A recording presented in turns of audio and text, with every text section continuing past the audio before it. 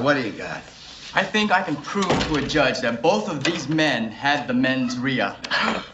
What the hell is a mens rea? It's a legal term the lawyers use. It just means the intention to commit a crime. Okay, come on, let's go. Mens rea? Put the cuffs on him. How could we have gotten mens rea? We take blood? Can you do it without taking blood? We both use condoms. How is this possible? I want to see a doctor. Can I have an independent blood test? Hey, money! I feel sick. What are you doing? Mens rea! Oh! Oh! My God!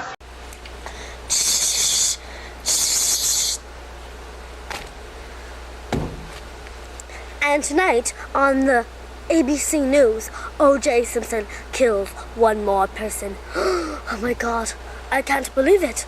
OJ kills another person? I didn't know Minute Maid orange juice could kill people.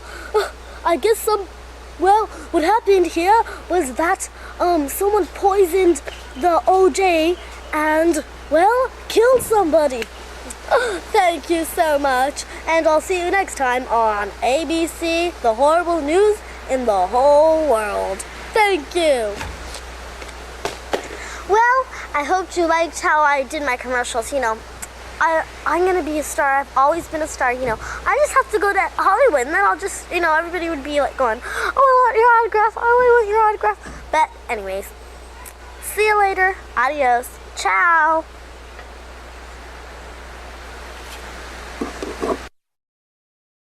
Hey, good afternoon, good morning, good night, good evening, whatever time it is, wherever you're at, whoever you're with, whatever you're doing, however good it feels, however many times you're going to do it.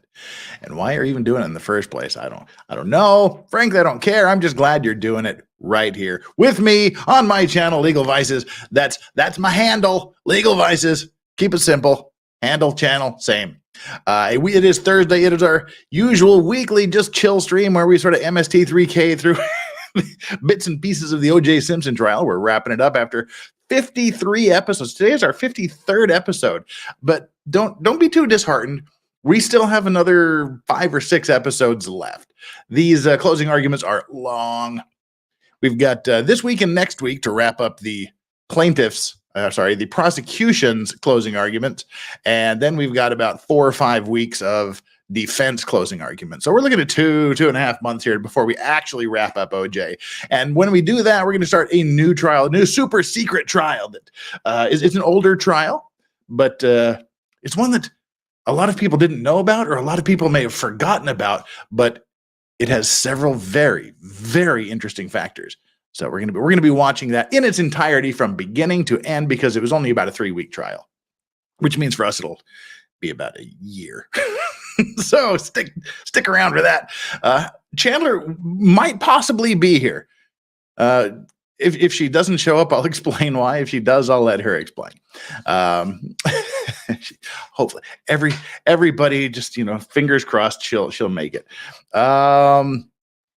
Right, there's not a lot to get into. We've got kind of it's a long one. It's 2 hours worth of video, so hopefully we'll keep it under 2.5 hours, 3 hours our time.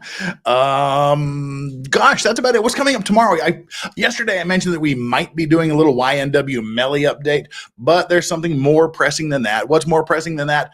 Maya Kowalski, more filings, a filing from the plaintiff, demanding that the hospital turn over all the stuff that they didn't turn over before, including all the hospital records. They filed a motion to compel them to do that. The response from the state, the response from the hospital, the defense came back, and they're basically, well, why? It's our work product. The trial's over. Doesn't matter. What's the point? And there's going to be some fireworks there. The motions themselves aren't that thrilling and exciting. From what I skimmed through, it's just like, give me the stuff. No, I don't want to. But it's kind of the arguments for giving them, why they should give all of the stuff after the trial's over. That's an interesting part. And why the defense doesn't want to turn all of the documents over. Their arguments, why not? You can kind of read a little bit in between the lines there, I think. So we'll talk about that tomorrow. That'll be tomorrow. We'll do some more Melly next week. I think that's about it. And then, what is it? That'll be Friday morning. It'll be tomorrow morning. Friday evening U.S. time. I will be on with Megan Fox on her channel doing some more readings of some more hearings in the Maya Kowalski trial. All right, let me check my mic volume. I sound kind of hot. I sound kind of hot to myself. And speaking of hot, it's Chandler Remington. Hi, good morning. Hello, as they say in Korea. I'm so sorry I'm late. Hey, better late than never. I had a little bit of an incident, unfortunately. Would you like to explain the incident? I think it's hilarious. Yes, so here's what happened. My cat punished me for insulting him. I have this cat, Sebastian, and he's very naughty and mischievous, and he likes to bite the cords that are connected to my laptop, and he likes to like pull out the power cord when he wants attention. And so he's been behaving a little better because he got the nice food that he likes. And so I said, Sebastian, can you please be less of a cunt? And he responded to this by knocking over my water and spilling it on the table where all of my tech is. So did you just do the cat thing where it's just like, yeah, he just knocked it over and everything spilled. It got extremely close, but thankfully did not get on any of my cords or anything. So I challenged him and he was just like, this is this is your punishment for insulting me. So, you know, he was like, I can be more of one. Definitely. So like dogs just kind of lumber through things, but cats, they're like snaky. They weave in and out of things really well. So that's why I was wondering, like, because they don't usually knock things over by walking past them. They just do that. Fuck you, Chandler. Knock shit off the tables and off counters. If we're swearing, I was just like, Sebastian, can you be less of a cunt? And he was like, no, I'm going to be more of a cunt. So that was really funny, honestly. I didn't tell you that part, but he just, and I was about to be perfectly on time. So yeah, that's how my morning is going. How's your evening? Awesome, because we're doing OJ. Yay! Hey, chat. Hello, everybody in chat. Happy to be here. And Chandler has to leave us at the 2-hour mark instantly. I do. I have another stream. She's got better things to do than hang with us. Not better, just different. It just happened to be scheduled at that particular time. It's Christine's on London time. I'm doing this with Christine Grace Smith, who works with Pearl. But I like her. She's cool. And Lauren De Laguna is going to be on with me, so that'll be really fun. It's called The Latest Lunacy, and nobody has told me what it's about. So I'm just going to jump in and we're going to talk about something. What if it's about you? No, I highly doubt that. I mean, I'll be a part of it, but yeah, like I'm so interesting, Jeff, really. I don't know why I said that. I just thought that was funny. Yes. That'd be like my ultimate to discuss my behavior. That'd be my ultimate fear is like the latest lunacy is legalizes. Legalizes. You have a problem. You invite too many guests on for Fuck It Friday, and it's just you have too many friends. It's an issue. Oh yes, cool people around you. Speaking of which, that's next Friday, the 15th, F It Friday. So everybody put that on your calendar. It'll be starting at 7 p.m. Eastern time. We're getting a condensed guest list. We're gonna start like rotating guests through F It Friday, because it's becoming too big. So we got to kind of fence things off a little bit. That makes sense because it's a lot of people talking at once sometimes. I like to hear, people's opinions. I like that idea. It's a smart idea. Well, then you have people that want to come on that they're stuck backstage until someone leaves, and a lot of people don't want to leave, and then you get the people that can't even get backstage, and you're saying, just wait a couple of hours, just hang around your computer, and they're like, F you, this is F It Friday, F off. And then they, leave. So we're going to narrow it down. We're still going to have a decent sized list as we go across Europe and the Americas. Lovely, beautiful. I like it. Who we've got lined up so far is let me consult the book of lists. The book of lists so far is Andrew, Law of Self-Defense. Andrew Branca, that is. Potentially Criminal Sean. Andrew Esquire, Legal Mindset. Remy. Oh, really? Yes. Oh, cool. I never see him on there. Oh, sorry. Yeah. Well, good. Yeah, he's there. And Danny on Direct, House of Flux, Talk with Sally. Rakate is going to be popping in to say howdy for a bit. And Aussie Overlord and Nick Staroff, Trial Watch. That's our list up to this point. So you got double Nicks, you got double Andrews, and then you got Remy Rieger, is what you called me. So. Yep. I like Remy that. Rieger. I'm Remy Rieger. You've been in Korea too long, Jeff. You need to pronounce your R's properly. Yeah. Wait, But we're going to add a few more here as we have one more week to do this to lock in people. Because I usually invite like 25, 30 people, and then about 5 or 10 people ask to come on, and then you just pray that somebody shows up. So I'm getting people locked in this time, and then we'll just go for a free for all. I'm sorry, I was just deliberately racist. Yeah. Bifron says Nick won't show. That's always a possibility. All right. Well, there we are. But we got that out of the way. We're all hating on OJ. We're coming in the home stretch. We don't even have 100 people here yet. This may be our least watched OJ in months. We're all winding down here. What's wrong with people? I mean, I know it's, happy Hanukkah, everybody. I hope everybody's just. Oh, it starts today, doesn't it? Yeah. Cool. I have to dust off. I have a Hanukkah menorah somewhere around here. I have to find it. I don't know where it is, but I have my. That sounds like a medical device. No, it's a. I know. Well, there are two. I actually recently learned this because I'm a bad Jew. There are 2 different kinds of menorahs. One that has I think 7 little candelabra slots for the I don't know, and then one that has 9, and the one that has 9 you're supposed to use on Hanukkah. We only have the Hanukkah, but I didn't know it had a special name. So somebody taught me that, and so now I know. And now you know. The more you know. So we have the menorah, and there's probably a majora somewhere there too. I tried not to make that joke. Oh my God! I is this really your mother's vagina makes you? Oh no! Jewish again? Yes. Yes. The classic David Cross. I remember you told me that, and I had the weirdest response to it. I said, "I'm going to keep my mother's vagina in my back pocket."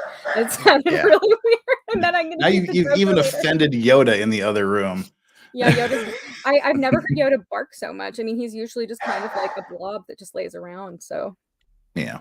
Kind of like me. I feel attacked. Well, I mean, people do choose dogs that are maybe like them in some ways. Your dogs are adorable, though. Well, we've skyrocketed to 93 concurrent viewers, so I think now it's time to start going because you are on a limited time schedule. Okay.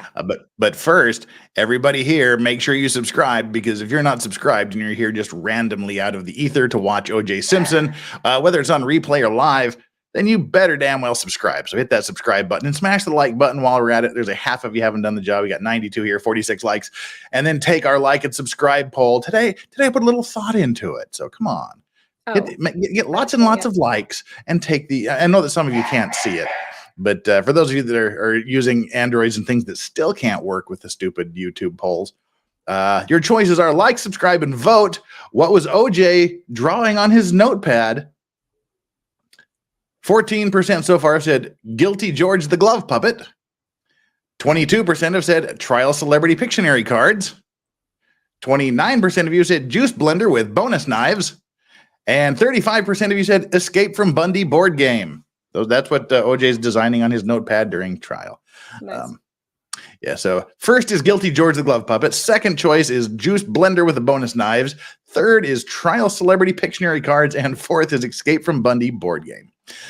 So like, subscribe, vote, and let's get right on it. This is part 2 of what's her face's Marcia Clark's closing arguments. Marcia. This week and next week is her, and then I think she wraps up this week, and then Darden goes next week and wraps up, and then we have a few weeks of defense. So this might be the last time we hear from Marcia. That's okay with me.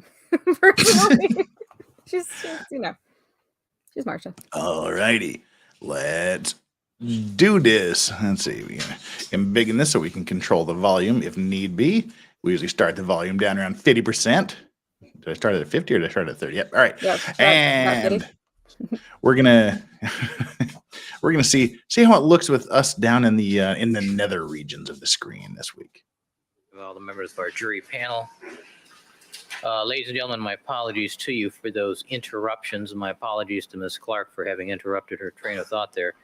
A couple of things happened that I needed to deal with immediately, and I apologize to you for the disruption in the thought process. We will go through at this point until 5 o'clock. A little bit. We're down here now. I like us down here. Nice. Yes. And however, I realize that since we're having extended hours, one or two of you may have a need for a comfort break. So if you do, just raise your hand, get the bailiff's attention, and we'll take a quick You gotta 5 or take 10 a minute break piss, if you is need what to, he's saying. during Comfort break. Yes. Where do you cuddle with a Japanese waifu? Oh no. Okay. So now we've talked about conduct, we've talked about opportunity and timing. Let's talk about Stuff. physical evidence. I'm not going to do it in the detail you've already heard it, heaven forbid. But although you've already seen with the opportunity evidence, with the conduct evidence, we already have evidence to show you that the defendant did commit these murders without even really getting into the physical evidence. And once you see the vast array of physical evidence, you can see that there's virtually an ocean of evidence to prove that this defendant committed these murders. Oh, look, that works just well for All us. it does, all of this evidence, is it links the defendant to the victims and the crime scene at Bundy. Now, the defense has gone to great lengths to try and to show that they could discredit this evidence, and the lengths that they have included have been some of the most bizarre and far-fetched notions I think I have ever heard. Like he did They've it. hinted that blood was planted. Oh, you mean the defense. They've sorry. tried to create the impression that multiple other blood stains were contaminated and that somehow all the contamination only occurred where it would consistently prove the defendant was guilty. So now the little That's kind of how it works when you DNA, plant they're and tamper with co-conspirators evidence, too. isn't it?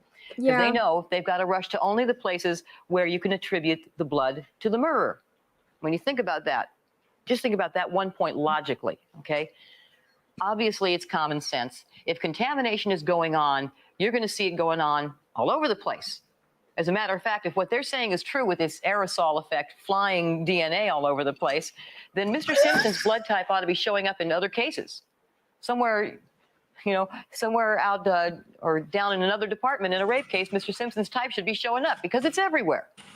Or even just to confine it to this case.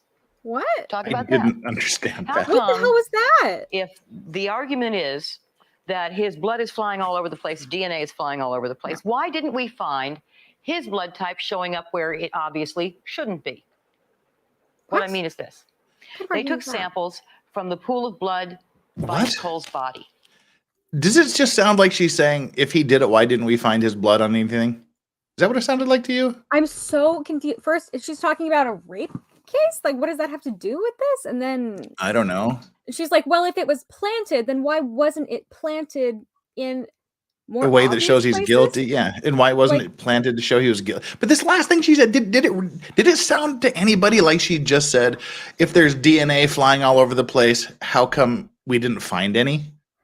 It kind of. I'd like to know if anybody in chat, all of the like 3 people in chat, heard that, because that is very wrong. All right, this It's a backwards ass argument. It's an ass backwards argument. flying DNA. Skeet. No, Oh no! no, go away. What is this? What, Marsha? No, No. Marsha. All right, Carlos.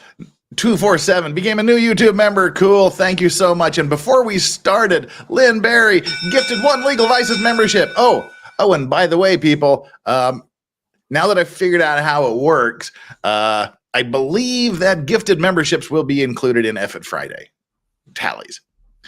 So there. Cool. Been there, done that, Jeff. Always sounds hot, but not as hot as B Handler. Well, coming from you, that's a compliment. Thank you. That's very sweet. Thank you, Ben. There's some really nice comments in the chat. Thank you guys for being so sweet today. Marv White gets a double hit of the ship's bells. Member for 12 months, 1 whole year as a member. Let's go! Thank you so much for supporting for an entire year, Marv White. And you also got the MST is on YouTube for free. Might be premium members only. Well, I'm a premium member, so hey, good for me. Cool. Now I don't have to download it less than legally. And Crystal Pontag in the house with 5 Legal Vices memberships. If you're one of the lucky people that got one of these 6 memberships that have been gifted so far, please make sure you give the giftor a super special thanks from the giftee. All right, Chandler, before I take this away, do a little Kilroy thing on there. He's like, Chandler was here. All right, enough of this childish. Let's go back and hear if if she said what I think she said. Because it just sounded like she said if there's DNA everywhere flying around, how come we didn't find any? I mean, it seems like that's what she's saying. I think what she's saying is like, why wasn't it planted in more obvious places? That's what I heard. And the problem with that is you had one bloody glove at the crime scene and one bloody glove at the killer's house. When does that happen? That's pretty obvious. Go on. Let's listen and let's see what it actually is, because I'm confused. Yeah, I'm very confused. Why not? Because it's everywhere. Or even just to confine it to this case. Talk about that. Mm-hmm. How come, if the argument is that his blood is flying all over the place, DNA is flying all over the place, why didn't we find his blood type showing up where it obviously shouldn't be?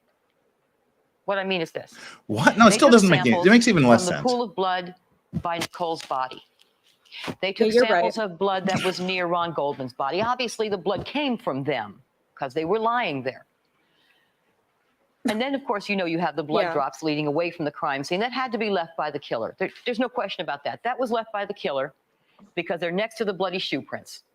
So, why is it that the sample of blood they took from her pool of blood didn't come up with the defendant's blood type? If the defendant's blood type DNA is flying all over the place, it's flying all over the place. Then it ought to be all over the place. Why isn't it in the pool of blood sample that was taken from Nicole Brown? Why isn't it in the pool of the blood sample that was taken from near Ron Goldman's body? Logic, common sense. It ought to be there. The DNA, I don't have a fucking clue what she's talking about. They don't. They're not guided. Contamination is a random thing. Oh my God! It happens willy-nilly. And what you have here is just say willy-nilly. Get you to believe that's the most coherent thing she said. The killer's blood was contaminated, and it was consistently contaminated with only the defendant's blood type. Well, why would they contaminate it with somebody else's? If they're trying to prove he's guilty, why would they contaminate it with somebody else's blood? Come back to the defendant, and some don't. They come back to the real killer. That's what you ought to get. Because it can't be this consistent. If you had one blood drop in this case, ladies and gentlemen, you might be concerned with all of these possibilities they've raised. But you have so many. You've got 5 blood drops leading away from the bodies of the victims out to the driveway, and you've got the blood on the rear gate. And that's the other part of their. So she's just calling attention to all the things that are inconsistent about the blood evidence. You have all these police officers. Oh, don't pretend you know what the fuck she's talking about, Chandler. No, it's not that. No, she doesn't know what she's talking about. Officer Terrazas shined his light on the rear gate to show him the blood on the rear gate. You have Officer Risky seeing the blood on the rear gate. You have Officer Rossi seeing the blood on the rear gate. You have Detective Phillips seeing the blood on the rear gate. How many blood drops did they see on the back gate? They found an extra one 2 weeks later, huh? See, is not the model of efficiency. Forgot to collect it. And from this, we get a theory that they seem to imply that the blood was planted. Why do they say that? What? Oh, what? You didn't hear that? Wait, which thing? There's so many things. I'm just dumbfounded. The really funny one. She so far she spent the first 15 or 20 minutes of her closing argument saying what a piece of shit Dennis Furman is and how he's a horrible racist and how they wish they hadn't called him. Mark Furman, yeah. What did I say? Dennis. Who the hell's Dennis Furman? No, it's Mark Furman and Dennis Fung. Yeah, I know. That's where I'm going. Went after Mark Furman. Now she just threw Dennis Fung under the bus. And then she's talking about the defendant and the killer as being 2 different people. And then she's calling attention to all of the things that are inconsistent that look bad for the. I love this is like the best bad argument I've ever heard. Listen to what she said about Dennis Fung, because clearly you missed it the first time. That's what I was laughing at. That's why I was choking on my drink. That's why I was choking on my drink. My brain is processing the stupidity of this stuff. She's calling attention to all the things that look bad for them. Everything. But listen. She's like, we were shafted, and this is how we were shafted. Listen. So bad. Okay. You have Officer Risky seeing the blood on the rear gate. You have Officer Rossi seeing the blood on the rear gate. You have Detective Phillips seeing the blood on the rear gate. All of it early on. Dennis Fung, whom you can see, is not the model of efficiency. Forgot to collect it. And from this, so she's just destroyed one of her lead police investigators, and then just totally destroyed and threw under the bus the head criminologist. Oh, I love it. Oh, this is so. She's like, so we had Mark Furman. He was a bad witness. I know that. He's a racist, and one of the worst that LAPD has to offer. Dennis Fong. He was also terrible. Let me list all of my awful witnesses. All of our witnesses are really horrible. But I chose to put on the stand. Oh my God! But we've already proven that we've already proven that he's guilty. And then she's gonna mention all of the other officers who did they testify? Like, you should, lady, why didn't you call them? Oh my God. Did she call Officer Risky and Officer Phillips and all those other people? Because I don't remember. But it's just oh wow. She's like, this is what we shouldn't have done. This is what we should have done. This is just my diary entry to all of you about how I screwed up this case so royally. Well, wow. We need to get rolling. We're 5 minutes in at the 30-minute mark. This we get a theory that they seem to imply that the blood was planted. Why do they say that? Because everybody fucked up, and they probably planted it. I want to hear Mr. Cochran actually stand up in front of you and tell you he believes the blood was planted. I want to hear that. Because that is incredible. That is absolutely incredible. Mm-hmm. When you think about that, think, what evidence have you been given to show you how that blood was planted, to show you when that blood was planted, to show you who planted that blood? We're both LAPD. Now, the reason Mark Furman's entire testimony. Contamination and planting, and I want to hear if they really do that. Say that to you. Marsha. Is because they can't get around the result. You recall Dr. Gerdes testified for the defense, and he said that the DNA testing that allowed for RFLP, the most powerful of the techniques of DNA, was successful on the rear gate because that blood had higher molecular weight DNA. From the fact that you have higher molecular weight DNA on blood collected later, July 3rd, they want you to infer that somehow it was planted. What? But they're inconsistent because if you remember, now if you plant the blood, aren't you going to plant it close to the time you collect it? What are you going to do? Plant it and hope somebody finds it later? No, that would be smart. You plant it when you expect someone to find it, right? He was told to go back and take pictures of the gate. The EDTA going on. You have all these on. cross-examination questions Hold about EDTA breaking down God. due to sunlight exposure. Wow. There's no proof that happens, by the way, as you could tell. And they did no test to prove that happens, by the way. Would be nice. If they want to prove that, do a little testing. You've got the expert right there. Why didn't he do any tests, by the way? I was thinking the same thing. Okay. Wait, so they're did you hear asking what about she said? EDTA breaking down in the sunlight, trying to infer that it was there for 3 weeks, that the blood was there. If it's there for 3 weeks, it wasn't planted, folks. It was there on the night of the murder. This is what I mean by inconsistent, illogical. She just said, if you're going to plant it, why wouldn't you plant it close to the time? Oh, it couldn't have been planted because it was there close to the time. This woman is fucked in the head. Her whole thing is oh, don't you think that LAPD is smart enough to plant the blood evidence when the murder happens? No, they're too stupid. She's like, wait, so if they're stupid enough to plant the blood weeks later, what is her logic? Oh my God. I can't get this over is that, not guys. good. This is worse than the opening. This is really bad. What is she doing? I forgot how bad this was. Oh, she's really Amber hurting the bed with this one. This is really bad. This is terrible. This is so bad. If you're going to say that the blood was planted, then you're going to say that it was planted at or near the time of collection, in which case the EDTA would not break down, in which case the EDTA should be intact, in which case you should see the kind of high, smooth arc. And the jury has no fucking clue what she's talking about. Instead of the jagged noise. This is actually one of the first trials to use DNA evidence. They brought in Dr. Readers to try and tell you that jagged noise looks just like that high arc, which is ridiculous. All these phrases that they don't know what she's talking about. Which is insulting to your intelligence.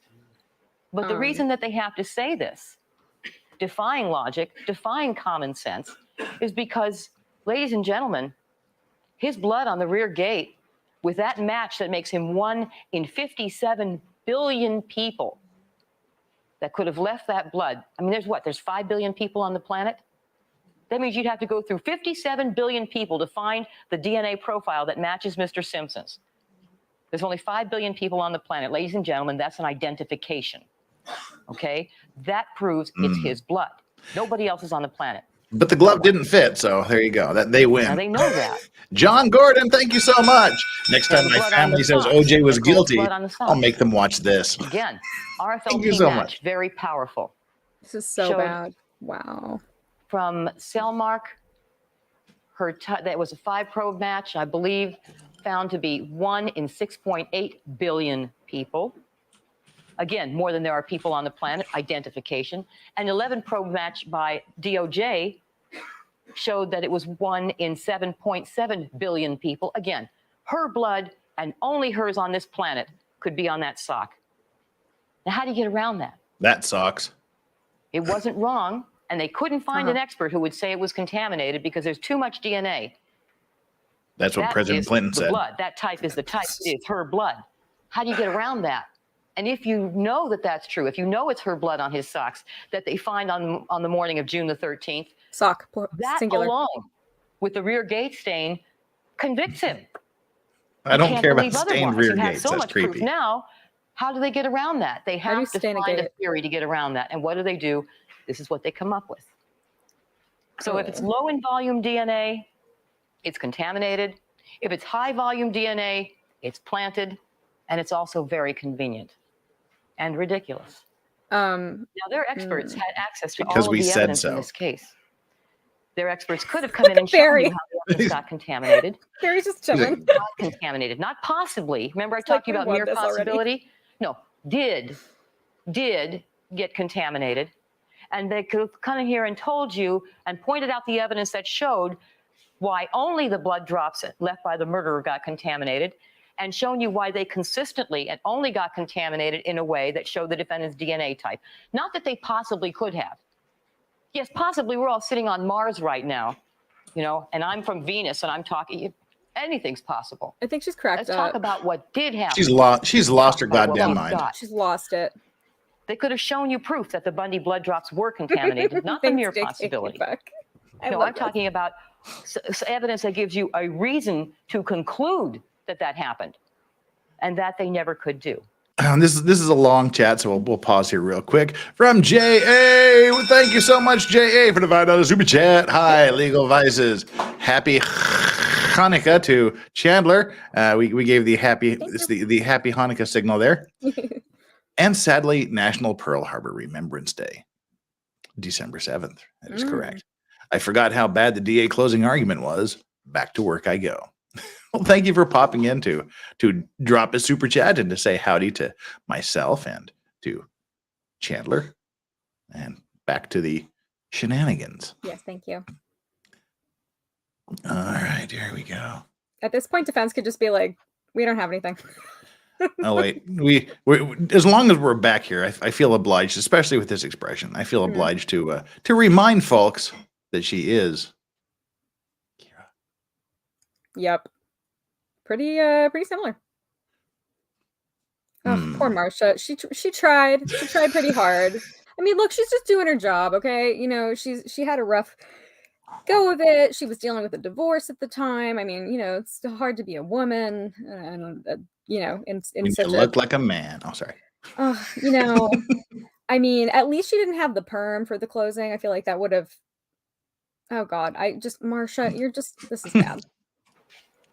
And they could have done it if it were true, but they didn't. Oh, and not one expert they brought in on the DNA did even one test on the blood evidence, the evidence that we have that proves to you that the defendant committed these murders. Not one. With all those experts you saw. Ape has never killed ape. And the reason for that, ladies and gentlemen, is that it isn't true. An ape child. The blood on the Bundy trail comes back to the defendant because it's his blood. The blood on the rear gate comes back to the defendant because it's blood he left there on the night of the murders. Sure. So they took you through all this tortured and twisted road. One moment saying that the police are all a bunch of bumbling idiots. The next moment they're clever conspirators. And now ask yourself, did they ever prove who planted, when, how? You know what? And They it's a don't fact. have The to. defense doesn't They have to really prove don't have to. anything. There you That's go. a fact. But once they do decide to put on a case, once they decide to try and prove something, their witnesses are subject to the same scrutiny as the people's witnesses are. Your jury instruction, as I've told you, makes no distinction. This is the worst thing I've ever It's up to heard. them to do the best job that They can didn't to prove make their who point. planted it, when it was planted, or where it was And I think planted. a good But example they don't of how have to they prove failed that. to do that miserably in this case. Why would you is say the that? ETA. Why is the state always, That preservative that you find in the on the purple burden top of tube. proof? It's on you. They got to make you believe that blood was planted. No, It's you the have to make us cornerstone believe that of he their did it. defense. Mhm. It really is, because as I've pointed out, if you know that's his blood left on the rear gate, if you know that's her blood on his socks, what are you left to conclude? Somebody Now, planted blood on his Could have What been do they planted do? there. Reasonable doubt. To show you, to prove to you the cornerstone of their defense, what do? I'm really offended They because take our tests, and Our they kid, have what? some other expert who neither did the test himself nor could come in and try and interpret those graphs for you. Not only that, but he does it inconsistently. He writes a report, if you recall, he wrote a report in which he said he found one parent ion and one daughter ion, not the full daughter spectrum The that would jury permit doesn't know what identification of she's talking EDTA. about. So wait, there's a But the daughter same and a finding, mother, and they're on the one spectrum, parent and ion, what? one daughter Wait, ion, can you pause that this? Can you Mr. pause Martz this? said he Real found in quick. his Oh, do I own have blood. to? All right. No, I promise you this is important. Okay, wait. She's bringing up a parent ion and a daughter ion. I know for a fact that 3 of the jurors, after the case concluded, got together and they wrote a book. And they were talking about how they interpreted the blood evidence. And they were not smart enough, or, they didn't understand the whole thing enough to the point that they knew what was happening. But one of them actually came to the conclusion that it must have been like OJ must have taken like his daughter's blood or something and planted it Mhm. at the crime scene. I mean, this is how confused the jurors were. Some of them actually believed that that was what was happening. And so when she said this, I think the moment that Marcia said this, that's where one of those jurors got it in their mind that like he took his kid's blood or something and like I swear this is something one of the jurors said. She No, was confusing the that's hell very out of them. possible. Wow, she's just wow. I'm just Marcia. You're not speaking anybody's language. She's so confused. And I know we didn't show it here, but I have talked about it before. When I was watching this live during law school, Mhm. when they started the DNA evidence, it was 2 weeks long of just, I mean, it was like voodoo Star Wars magic talk for 2 weeks. And about 2 or 3 days into it, I said, they've lost the jury. I was just thinking they've totally lost. The jury doesn't have any idea what they're talking about. Because this was 1995. Like I said, this was one of the first trials to involve DNA evidence to this extent. And as those of you that went all the way back to day one with the opening statements, she was explaining how DNA works by referring to the brand spanking new movie that came out, Jurassic Park. So that's how she was. Yeah, that's how she was trying to explain DNA evidence during the opening statements, by referring to Jurassic Park. That's how new and magical and voodoo this was. And they're throwing all of this insane scientific jargon at a group of normies off the street, the bus stop 12. So yeah, it was bad. In his own unpreserved blood, which does prove that the blood on the rear gate, the blood on the socks, are just like Agent Martz's unpreserved blood, natural blood, not from a preservative tube. So what did they do with that? Here's what happened. Dr. Reeders wrote that report, and he said the blood on the sock, the blood on the gate, one parent ion, one daughter ion. And EDTA. Wrote that report, I believe, Eye July on somebody's 17th. mother, eye on A few somebody's days daughter. after he wrote the report, Win. he found out that Agent Martz had just done the test on his own blood and come up with the same result he got on the sock and the gate. Very, very low noise readings. Come on, and only guys. How 2 many of of you the there 3 in chat ions he have should DNA found, on your socks? which leads you to understand that it was unpreserved blood. Well, now he's got to do something about that. He has to answer that contradiction, because now what we've got is he can't address Nice. this. We have proven Nice conclusively reference, it was Willie not Bot. EDTA blood. He's got to do something to make his testimony weave its way around. So he gets up and on the stand for the very first time on this witness stand. He makes a new conclusion. And now he says, I find a peak that shows the second daughter ion on the sock. Wait, so she had 2 daughters? Dr. Reeders, what happened This is between the definitely time why of the your juror report thought that. and Oh your my God. testimony? Did you do some tests? Wow. No. Did you do some experiments? No. Were there some new graphs? Yes. Agent Martz's blood. Not new graphs on the sock. Agent Martz's blood. He had to change his testimony to encompass evidence that refuted his conclusion completely. She needs to be in a padded room somewhere. But This what is they terrible. gave you is somebody who did not one test. Very few people had access to any all the idea evidence, about they tested DNA nothing. evidence back then. They had the experts to do the test. They did nothing. Until CSI. They had the experts to Oh do God, experiments Alan. to prove things they Alan, want to go prove to the about it. penalty box. 5 Nothing. minutes for inciting. That's the cornerstone of their defense. Wow. Mute ladies and yourself gentlemen. for They did 5 nothing. minutes. And what does that tell you?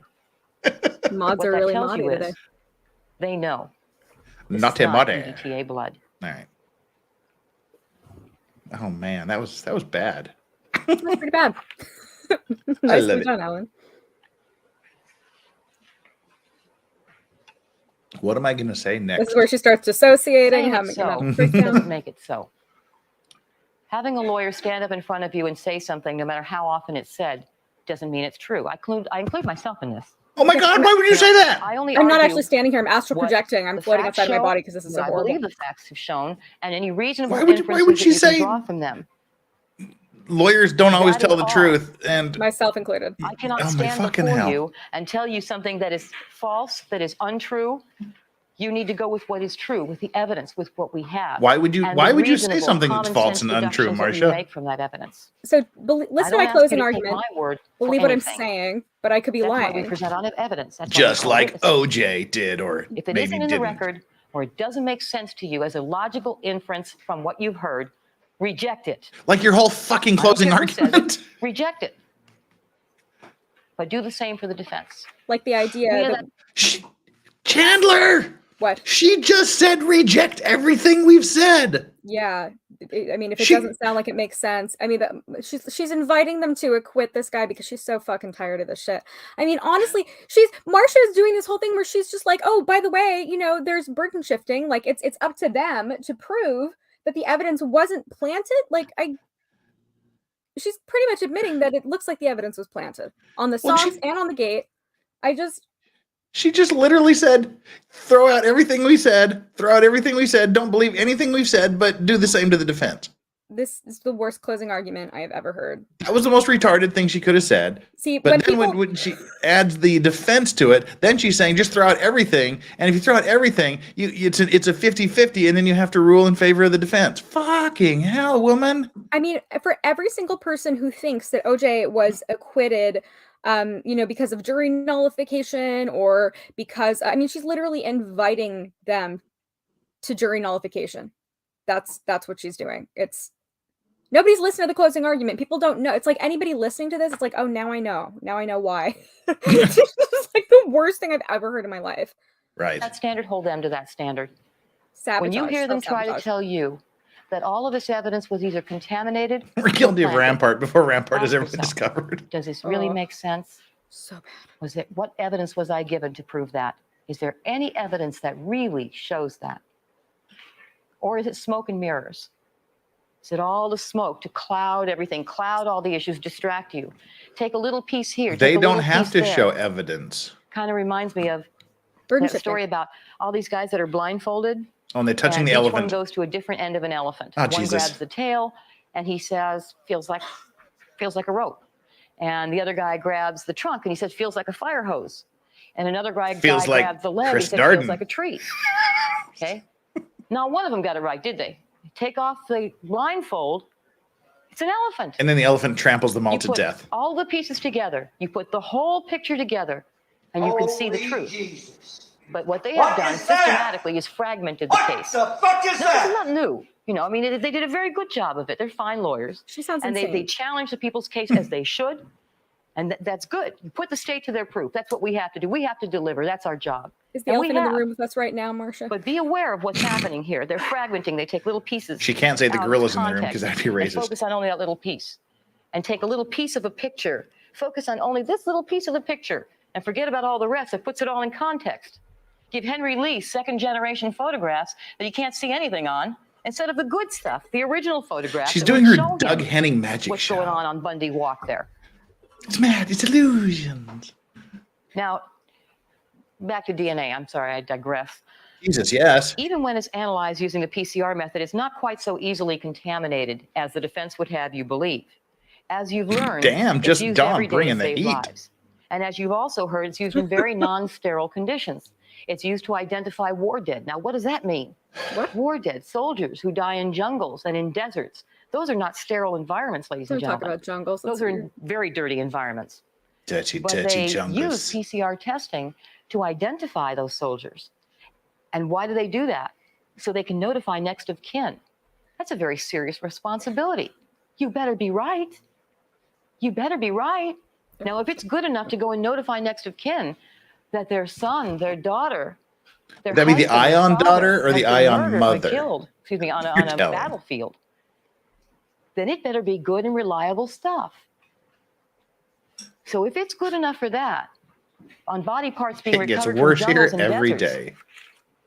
it's pretty hardy, pretty durable.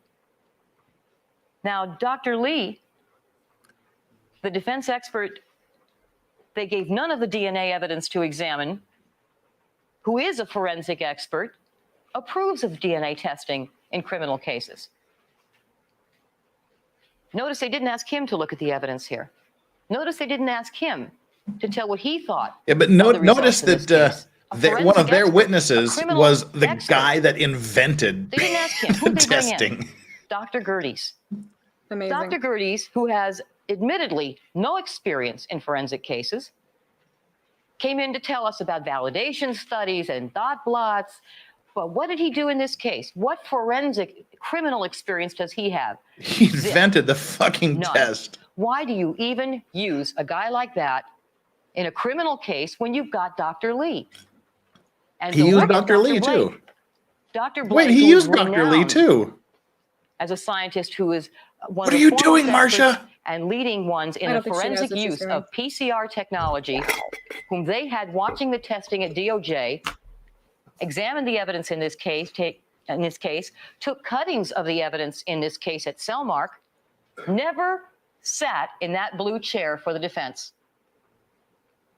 Why not? Where was he? Oh, they didn't call the Nobel laureate guy? If you That would have have been fun. evidence I to don't remember prove that. that there is something that there is contamination volleyball game in in a different these state. samples, you have an expert who is there watching the testing, who is an expert in the At one field of trial. PCR, does it in criminal cases all the time. He's renowned. You never call him. What sense does that make? What They does don't- that tell you? It tells But you they what you've didn't been call him given as a here, the witness. nature of the This is defense. such burden shifting. What the fuck is going on here? And why are they letting I'm it telling happen? you, Mirrors, ladies I'm and telling you, gentlemen. burden shift is her whole game is burden shifting. And by the way, when DNA degrades, Glad they didn't. as you've been fall for told, that, it doesn't Jesus. turn into someone else's type. You get no result. And you may remember, no result. I mean, degrades, Damn. nothing. This closing is more You may messed remember up that than Dr. Quirky Cotton from Family testified. Matters. She was asked, well, how would a swatch in which DNA is all degraded get contaminated with another person's type? How could that happen? She said, well, really, they've got to be touching. The swatches would have to come in contact. A swatch of somebody else's type would have to come into physical contact with a swatch where the DNA had completely degraded. She could not envision flying DNA as they have tried to sell you in the defense, because DNA just doesn't jump or fly. I beg to differ. And don't forget, in case you had, we even did prove that their Hardy contamination Boys theory was and the case untrue. of the mysterious You flying remember, DNA. we had a lot of testimony, what we call substrate controls. Now, all the substrate Nancy controls Drew are. and the case of the Really, stained I think DNA. you remember, it's very the simple. case of the You go and you stained collect back a blood gate. stain from here, and then, in order to make sure that the blood type you're going to pick up there isn't the result of something underneath that was already there before the blood came down, you take a little swatch right next to it to show that the ground underneath didn't have any DNA. And we did that. That was done at Bundy, next to every blood stain, systematically done. Now, how do they help you? When you go to test the swatches, the blood stain swatches and the controls are tested the same way. And if you have contamination, the controls should come up showing DNA. And the controls on the Bundy walk did not. And there you go. Thank you, Sarah Paulson. Please testify. Please tell us some more. Sarah Paulson was really good in that role. She looks like her too. Oh, I wanted to go over an instruction with you. This is a long instruction I like Sarah Paulson. that has particular relevance to this case. I like her as an actress. She's a big Amber Heard supporter, though, which is, She's probably a Scientologist too. I mean, maybe. I don't know why. I just feel like she is. Let's not go there. I don't know. It's called, this is the instruction about circumstantial and direct evidence.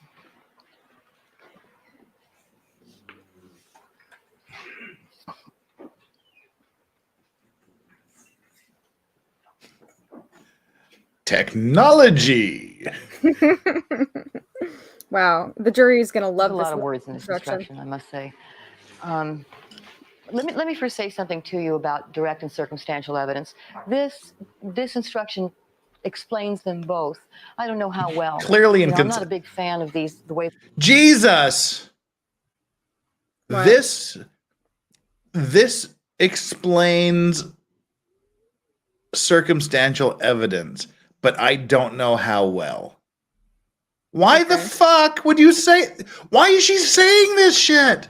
Wait, which part specifically? What are you calling attention to? She just said this thing we're putting up here to explain it doesn't explain it very well.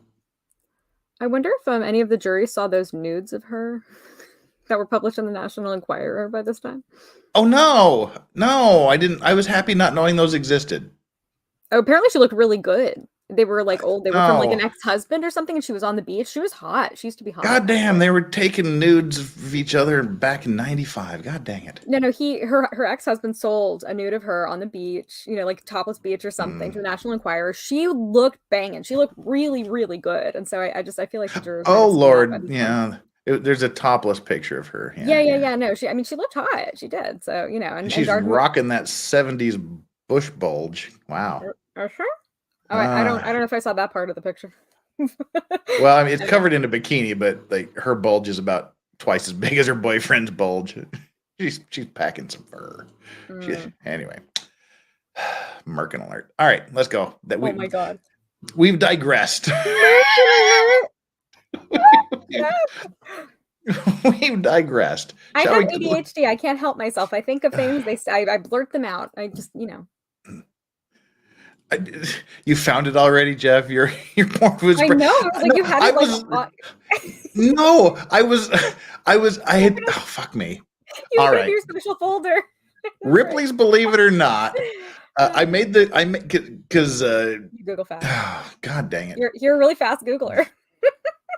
That's what she said. Anyway, no. Damn it. How do I get out of this? I talked about Sarah Paulson looking like you playing her, and then I wanted to see, because in my head they looked exactly alike. So I Googled Sarah Paulson and Marcia Clark, and I was just scrolling down pictures, and about 2 seconds after Chandler said that, one of the pictures happened to be that one. Serendipity. I love that. Look at us. Yeah. We're twins. And it was her first husband's mother that sold the picture. Really? Oh, I didn't know it was the mother. Wow. Yes, her first husband's. What is her first husband's mother doing with Marcia's titty pics? How did she have access to that? Where did she find? Did her son just get like, oh look, this is seriously of me and the wife for Christmas? Like what? As much as I'm not a fan of my ex-wife, I wouldn't go, hey mom, check out my ex's titties. Oh, you know what, Jeff? I bet here's what it was. I'm pretty sure that was. I think it was the ex-husband who she had the custody dispute with that was going on at the time of this case. And so, if he had sold the photo directly, then she could have used that, in court. And she was actually like going to court and litigating her own family custody battle, which is why she was late on several occasions because she was in the middle of that. And so, I think he got his mom to do it for him, probably because she hated her, and so that it wouldn't come up in the court case. That's what I would give it to my brother, my neighbor. I would literally give it to anyone else on planet Earth to sell than my mother. I guess the mom was just, didn't have any scruples. That's my guess. Wow. So our our wandering far afield found yet a further far afield to walk in. Let's get back to the courtroom. Yeah, and listen to her say, "We're going to put this up and explain things, but it's probably shit." Oh man.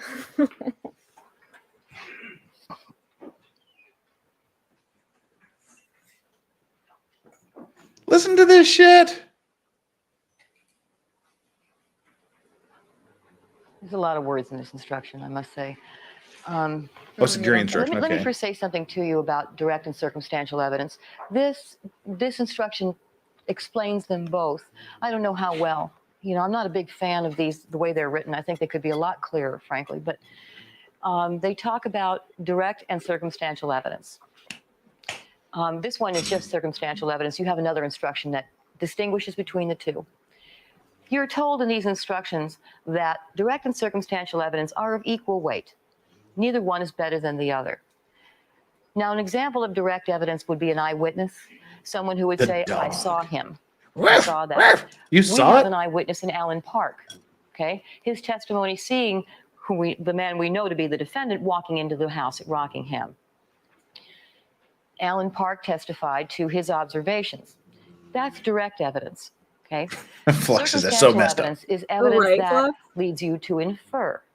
Flux, hi, babe. For example, in this case, the blood. The blood at Bundy dripped by the killer next to the bloody shoe prints. It's not direct. Somebody didn't see the murder being committed, didn't see the murderer leaving the scene of the crime, but you have the blood of the murderer left behind. It's kind of like Something. well, and you have the blood on the rear gate that actually identifies Mr. Simpson. That's kind of like a fingerprint. Okay? That's circumstantial evidence, as opposed to seeing it. Now, in terms of quality, there's no difference. The law has no favorites. But when you think about it logically, circumstantial evidence has a lot of benefits that direct evidence doesn't. Look at me. I'm Geordie LaForge. Woo! I'm so interested in It this. gives you a lot of quality assurance. You're bored, aren't you? It gives you independent corroborating bases on which to believe that the defendant is guilty. Instead of relying on one person's observation, one person who might be mistaken, who might be tired, who might not have observed very well. You know what happens because you saw it happen in this case. What happens with an eyewitness? They start out saying, for example, a robbery, okay? I was standing on the street corner and I saw Don't do it, defendant go Marcia. over to the woman and grab her purse. Don't do it. Purse snatch. Okay? Cross-examination. How far away were you from that woman? Where were you standing? Were they standing in shadow? Do you wear glasses? How much of the defendant's face did you see? Half? 3/4? Only a quarter? What kind of hair did he have? What kind of shirt did he wear? What kind of pants did he wear? What color eyes did he have? Did he have a goatee? Did he have a mustache? Did he have a beard? And so on and so forth. And the witness starts to get torn down. And if that's all you've got is that person's observation. John Gordon, nobody. A little unsteady about Chandler, whether or want to not see you really Marcia's have enough boobs? proof to give you Thank you. that certainty that you need. Now, contrast that with the following. Oh my God, she went there. She has such problems of saying, here's a strong point, but just ignore it. She's done that like 5 times already. What she just said was there's direct evidence and circumstantial evidence. Direct evidence is the limousine driver. He saw this personally. He saw this and saw this. Literally the next sentence out of her head is direct evidence witnesses are bad because their story changes over time. Why would she do this? I feel like she maybe has like a Tourette's type thing where she just has to say out loud all the things that, are running through her head that are really horrible that ruin her case. Like she just has this compulsion where she just has to say it all out loud for some reason. It's terrible. It's just like she's like channeling William Faulkner or some shit. Yeah. Sorry for obscure literary references, chat. You have Stream of consciousness. Just the defendant committing a purse verbal snatch. diarrhea here. And what you have is someone who hears Voices. the woman scream, Oh, sorry. sees the back of a man running, and then a few minutes later, Someone yells, "World Star!" the defendant is caught 3 blocks away holding her purse. Assume for a moment that she cannot really identify her attacker. You got him with her purse just a few minutes later. A lot of things can be said about how it got to him, but that's circumstantial evidence. But even that circumstantial evidence is not nearly as good. It doesn't come close to what we have in this case. In this case, you have circumstantial evidence of the blood, you have hair and fiber, and you have You've got some of hair the and conduct fiber too, evidence and the Marcia. opportunity evidence. You have a wealth of evidence in this case, all pointing to one person, the defendant. Now, this instruction. Touch it. Usually when I Touch see it. lawyers argue this, they take out one paragraph and they only talk about that one. I want to talk about the whole instruction. Of here. course you do. Okay. Begins in the very first paragraph. with Really? It begins in the that a very finding first of guilt as paragraph. to Well, any fuck crime may me not be sideways. based on circumstantial evidence unless the proved circumstances are not only one, Let's start at the very consistent with the beginning. theory that the defendant is guilty of the It's a very crime, good but place to two, start. cannot be Yeah. reconciled with any other rational conclusion. You'll see the word reasonable, rational throughout these jury instructions because that's what it's all about. Reason, common sense, logical, No. The no. hokey pokey. rational. Yeah. Mrs. K. Griff, that's my purse. I don't know you. All right, now here's, I'm going to jump around between us and I'm going to come back and forth to this instruction because there's a lot here. But in the third paragraph, this is what I told you about a little bit earlier. If you have two reasonable interpretations. Mark Furman. Remember I talked to you about, I gave you the example of the Bronco that could have been on Ashford. Mark or could have been Furman, gone we have completely at face the of time that planting Charles Dale was evidence. walking his dog. You had two reasonable interpretations from Just that like to evidence collect when he World said he War couldn't II see memorabilia. the Bronco You know, on as one Rockingham. does. At the point in time that he testified, based on his testimony, you had two reasonable conclusions to draw. He was about Either witness, I that did it was not not see there at that all, coming. or that it was on Ashford and he didn't see it. When you have two reasonable interpretations, one of which points to guilt and the other to innocence, you adopt the interpretation that points to the innocence and Why? reject that interpretation which points to his guilt. Why would you That is read when that? They are equally susceptible of two reasonable interpretations. Why would you read the part that says if there's both ways On you the have to other go towards hand, the defense? Why one would you read that interpretation of part? the evidence appears to you to be reasonable, Well, and the other to kinda be has to. unreasonable. No, she doesn't. The defense can You read must it. accept the reasonable interpretation It's true. and reject the unreasonable. I think she has way too much faith in this jury. Reasonable. She just She's thinks dumb. he thinks it's a foregone conclusion. The defense and will argue to you many things, she's in denial about how badly this is inferences going. that could be drawn, just like the possibilities I talked to you about. Ask yourself, are they reasonable? Because if they are not, if those inferences are not reasonable, then you are to reject them and accept the reasonable. And that's why I keep referring to common sense, rational, logical.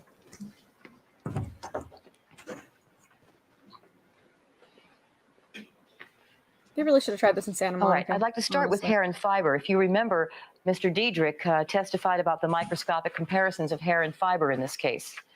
And when he did so, well, first, let me point something out.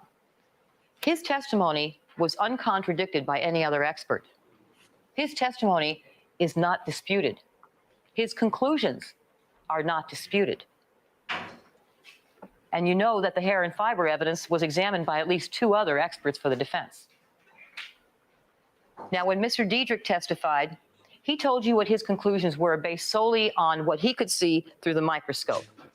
That's all he can tell you about. He did not take into account the results of the DNA testing. He didn't take into account the testimony of Cato or of Alan Park. None of that. Cato the dog or Cato the He looked through a dude? microscope. Care of the dog So that all bit he you. can tell you is that Nazareth, the defendant's care hair of the change dog. shares the same microscopic characteristics as, for example, the hair in the knit cap found in Bundy, or the hair found on Ron Goldman's shirt. He can only say it's consistent, shares the same microscopic characteristics. But when you take into account Look at all of the Darden. evidence, including the DNA, including the testimony of Cato and Park, including the defendant's opportunity to commit the murders, including his post-homicidal conduct. You know it's his hair. Homicidal conduct. You know it's that fiber. So now we are going to put it all together. So when I talk to you now, Is that like about when you have the a defendant's cigarette hair in the after cap, when you're I'm talking done? about The Need like Mr. post-homicide. Diedrich's testimony. Need some I'm put talking some about his Metamucil in testimony, your OJ. along with everything else, all the This reasonable post-homicidal inferences fiber. that you can draw, all the logical conclusions that you come to, knowing all that we know in this case. Oh boy. Now, I'm not going to talk about every conclusion that Mr. Diedrich testified to. Some of them were only testified to give you more information, more background, more knowledge about what you expect to find in this testimony. So let's start. What I'd like to do is start with the bodies at Bundy and move away from them as the defendant moved away from them after the murders and analyze all of the evidence that was left behind from that perspective. And just so you know, I will show you a couple of photographs from the crime scene, but I'm not going to put up any coroner's pictures. I've seen enough of that for a while. So when I describe the wounds from the coroner and that sort of thing, I'm just going to describe them. You're not going to see pictures from me. You can see them back in the jury room if you like. All right, let's start with the knit cap. Can we get the Bundy board? Oh my gosh. I don't even know what's happening here.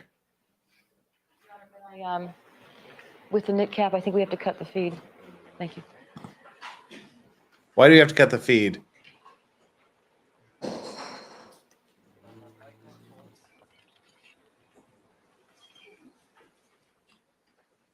Yes. All right. I have no idea what's going on here. But we'll read some super chats. Oh my gosh, that's OJ's mom right there in the church gear. Has remains on it. Oh, we already did that one. Hey John, you get a twofer. The Chugi Show. Thank you so much. Seeing boobs will send me into therapy, and I'm ruined enough as a woman without adding that into the mix. Doc will charge me extra. Thank you so much. I think we're now we're a bit away from doggo camp. You're not going to get it back in the jury room. This is just for me to talk to you and show you stuff with. We're about 70 from doggo camp, something like that. Whatever. Far away. Far, far away. All right, it's Darden time. He's going to take over, I hope. I hope he takes over here. I hope to God Christopher Darden's taking over. I really, really hope. I don't think he's going to save it, Jeff. I just have a feeling. Clearly not going to go the distance, unfortunately. Yeah, clearly not, but you know. Well, we'll see if he tries. Too low. Nope, she's not taking over yet. False alarm. What'd I miss? Nothing. What do you think you missed? I don't know. More ridiculous things that Marcia said. I think I missed I could have missed something absolutely ridiculous. Can you see it now? From our girl. You missed OJ's mom back there. Like in her church gear. Oh. She's the one in the church gear.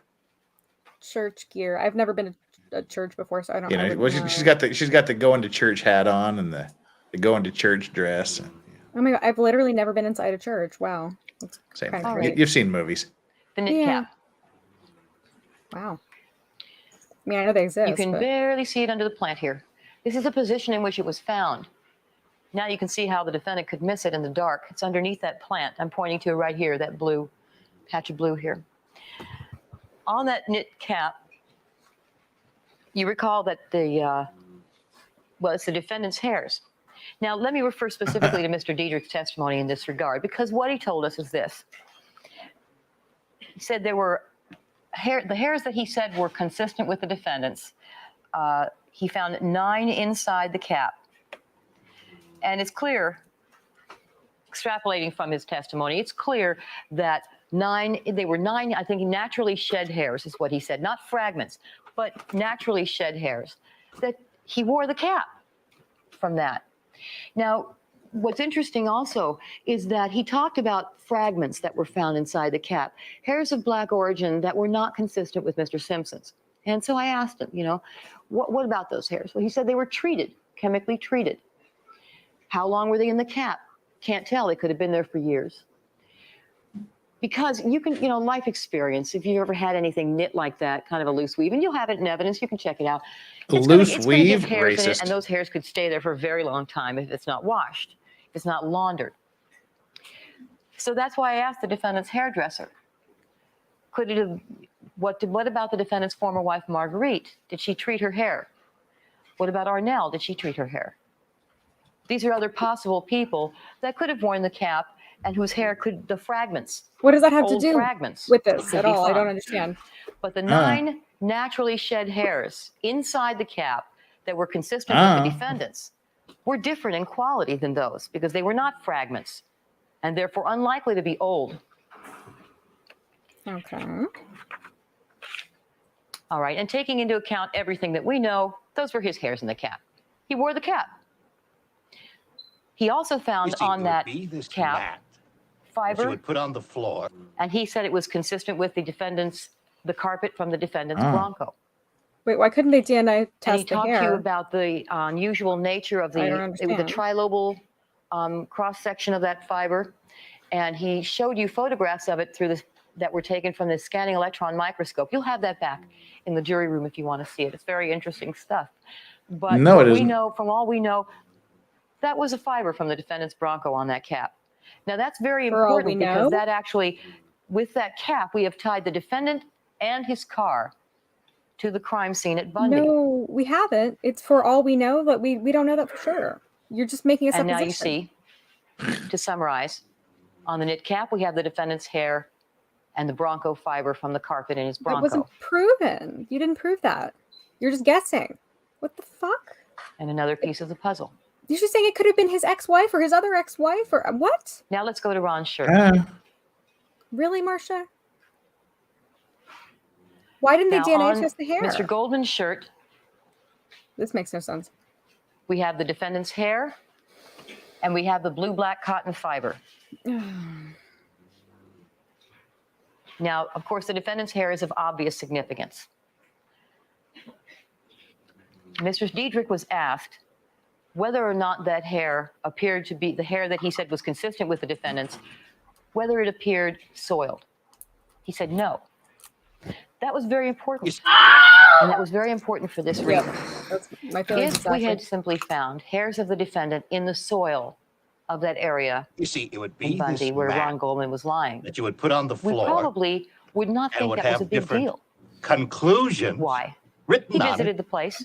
that He you was could there, jump pick up to. the children, leave the children, and that there might be stray hairs lying around in the soil, falling from whatever reason. This would not be very significant. I wouldn't be standing here talking to you about it right now. But you have an unsoiled hair on the victim's Oh my shirt. God. That's important. And that makes the distinction. Because if it had been something he picked up from the soil, then you should have seen dirt in it. That's this whole trial, bags The and fact asses. that it was unsoiled means it was the result of contact Bags and asses. between the That's all it's defendant about. and Ronald Goldman that night during the murders. We certainly have no reason at all to believe there was any contact between the defendant and Ronald Goldman before the murders committed. We have something else on Ron's shirt. We have the blue-black cotton fibers. All right, so what's the big deal about that? I don't You know. recall that Mr. Diedrich Tell found us. blue-black cotton fibers in 2 other places. And the blue-black cotton fibers that he found that shared the same microscopic characteristics as those he found on Brad, Ron we're all Goldman's shirt lost. were This is found on the this is Rockingham What? Jeff, where did you go? Damn it, really? I have no idea what's happening. Okay. Hello? Oh my God. Chat, I'm so sorry. It appears that our legal vices has somehow disconnected. I hope that he comes back. Until he does, I'm in a tiny box on the screen. I have no control over this. Hi. how you doing? You yeeted yourself. Don't touch that button. I'm not going to say the B word, but everybody's thinking it. Don't touch. And it's Don't touch that natural, button, it's folks. Also common sense that you will find fiber from one piece of clothing transferred to another, which is why, if you recall, when he was tested, I asked him, did you find any of Ron Goldman's shirt fibers on his jeans? Yeah, I did. Not a surprising thing. Very common. Same thing happened with the defendant. What was that? When he had contact with Ronald Goldman, when he attacked Ronald Goldman, he left fibers from what he was wearing on Ron Goldman's shirt. And when he went to take, and in wearing that sweatsuit over those socks, he left fibers on those socks. And in having maybe the Rockingham glove in his pocket, when he was running down the south pathway, picking up fibers from it, from his clothing, when the glove fell out, it still had the fiber from his clothing. What the fuck is she talking? And that's why you I have no idea. fibers sharing the See, same this is the microscopic problem with having a characteristics with all the tests you performed on, and shitty there were quite first a few minutes of your those shitty three places, closing argument. going to the Nobody crime gives scene, a shit what you south say after pathway, you've lost their and the interest and defendant's you've bedroom. bored them by telling you how bad all of their witnesses are. Nobody That was cares. terrible. No, it's really bad. Again, we've tied the defendant They've all to the tuned out. murders. And this link carries us from Bundy clear Your into the daughter's so defendant's active bedroom in today. Rockingham.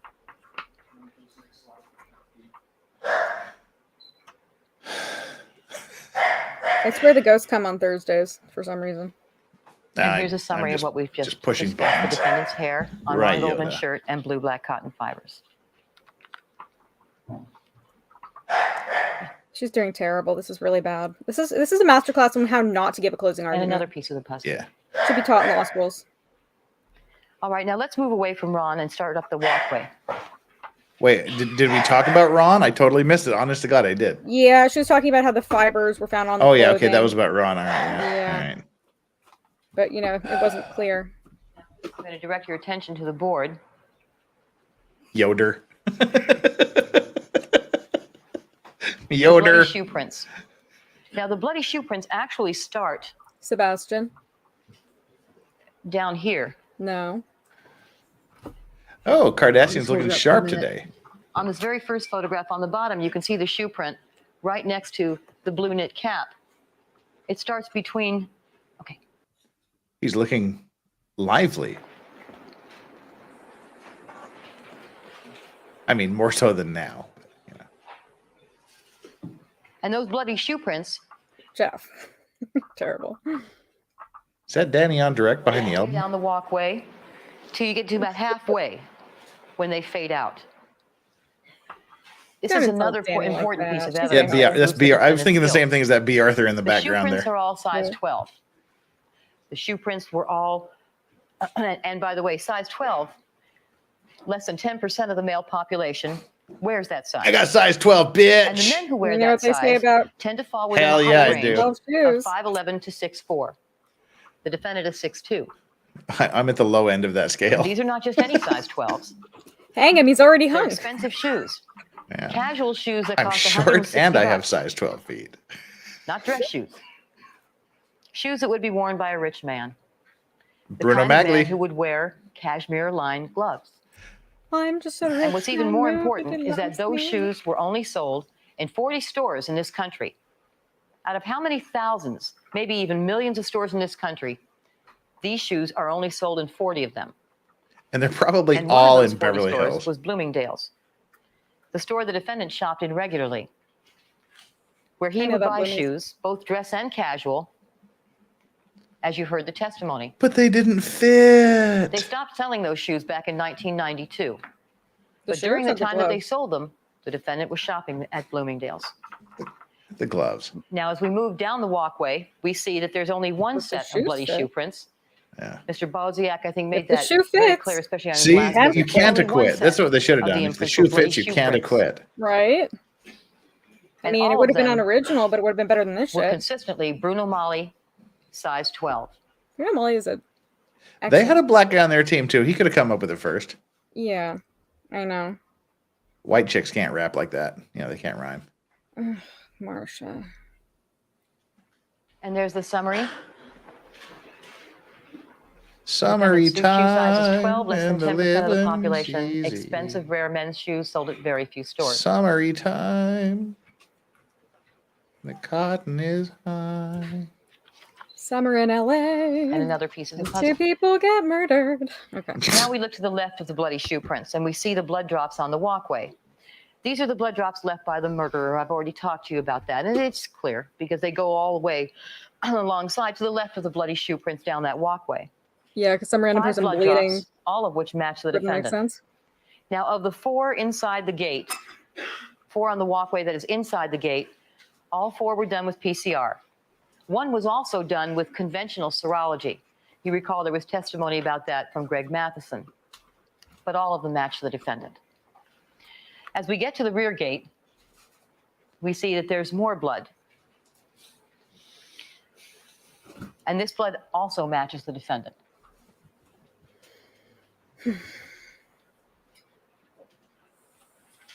Now, on the rear gate, I think I've already talked to you about that. The blood that matches the defendant was typed to 1 in 57 billion. In other words, that's identity. That is his blood. And then we go out to the driveway, and you recall blood drop number 52. And that drop was also done with RFLP. And in that blood drop out on the driveway, you have the typing, I think, determined with RFLP was that it was 1 in 170 million. The reason for the lower number is because they had fewer probes. It was a weaker sample. The reason for Tracy that, 818 says, I love the view of the courtroom. Any sightings of Kris Jenner? No, but we do have a Chloe's dad and Chloe's not dad. We'll let you figure out which one's which. We don't have a I know good the picture kids of it went here. one day. There are other pictures that you have in evidence that'll show this. The walkway is very dirty, and it's concrete. It's porous. It absorbs. On the other hand, on the gate, you have a smooth surface. It's up off Is the that ground. Prince's mom in the raspberry And it's not as beret? much in contact with dirt and with the elements, and it's not going to be absorbed in the gate because you have the paint on the gate that prevents it from doing that. Yeah, and so we got Which B. is why Arthur you just have over her left shoulder higher and molecular Danny on weight direct DNA. behind the Elmo. The And more that DNA is subjected to bacteria, much to prettier dirt than that person. degrades it, the more it's going to degrade. and the some less dude DNA with his you're going to pants have. pulled up way too dirtier the goddamn high in the environment, red the shirt less on the the upper DNA. left. The cleaner, less hostile Or is he just environment, holding the a more bag DNA. on his lap? Very I don't simple. know. So you have Wow. more DNA on the gate Not sure. than you do on a dirty Oh, walkway. no, those are his pants. The gate Wow. is not the Yep. cleanest thing in the world, I guarantee, but you do have, it's up Wow. off the ground. You do have Impressive. a non-absorbent surface. So that's part of the reason for the higher weight DNA. Oh my God. Absorbent The surfaces, other part of the reason non-absorbent is surfaces. Who that cares? the rear gate, by inference from all of the testimony, that stain was collected and taken down right away instead of sitting in plastic bags in a hot truck. All right. Sounds like my Wait. lunch. Wait, you but have she just all of calls the blood attention on to the the fact walkway that there matching were the things that were defendant. sitting in You have the I RFLP know. results on the rear gate. I know. that I don't identifies the understand defendant. either. You have a drop on the driveway, 1 in 170 million. That's a virtual identification of the defendant under all of these circumstances as well. I'm tired of this. Let's move on to another trial. I'm so over it, Jeff. Fuck this shit. I'm out. And God. Marsha. another piece of the puzzle. Oh, I forgot. Yeah, talk they about the actually Bronco. built a physical puzzle. That's right. I remember Really? That's so that. Yeah, cheesy. I remember that now. Oh my God, I'd repressed that memory. Wait, you can only Darden's see the like, top of his "Ah." head and just like part of his like the side of his neck. Like Yeah. you Darden's can't just really like, see for the full fuck's picture, can sakes. you? Oh, the way that Well, 'cause Darden's sitting and his face and just poor Darden. It's like I can't believe I tapped that. Oh no. Bad move. Oh no. Escobar, would you just show that briefly to counsel? He's like looking over at Barry Shet going, yeah, man, just be gentle. All right. First of all, just consider the fact that there's blood in the Bronco at all. I mean, ladies and gentlemen, do you have blood on the interior driver's door of your car, on the dashboard, on the Irrelevant. console? I mean, think about that. What? And all at the same time? It's the stupidest question I've ever As for heard. the amount of blood in the It's car, a how much would very you expect improper to see? question, but When you think about it, the defendant inflicted the wounds that bled out on these victims. I like that ones the defense is just letting him go. Bled out. Yeah, the defense is just letting him From go. They're behind like, them. she's fucking herself, so let's With just a let her throat cut go. That was demonstrated to you by Dr. Lakshmanan. So if he's standing behind them, they're bleeding out this What? way. M. How Night much blood is Shyamalan, he going to he get was, on he was a witness? What? Not very much. And he certainly wouldn't be getting any on his back, which is where he's going to be in contact with the seat. It's his back and the back of his legs. Marsha sees dead people. Any blood at all on his hands. I see one too, people in right, your driveway? right behind her there with the skunk hair. I see a dead person. So the blood that you see in the Bronco is actually, logically speaking, where you'd expect to see it from a cut hand or from a bloody glove that's dropped down next to the console. I think you'd be It's the seeing a amount you'd fuck expect lot to see, more it's where you'd blood expect to see it, given the circumstances of this if case. it was a bloody anyway. She's lost me. I mean, she lost me a long time ago, but Yeah. Now let's talk about the cut finger. Yeah, let's talk about that. Look at where we found blood on the door. You found blood inside the well of the driver's door handle, and you found some closer to the driver's window. oh, she's making the sign for asshole in This blood in ASL. here. in the well of the driver's door handle inside the car. That's fun. How do you get that blood there? Think about where you'd have to put your hand. Think about where you'd have to be sitting when you put your hand there. When you get out of the car, if you're seated in the car, in the driver's seat, and you need to open the door to get out, that's what you do. You put your hand in the door handle to open it in a seated position.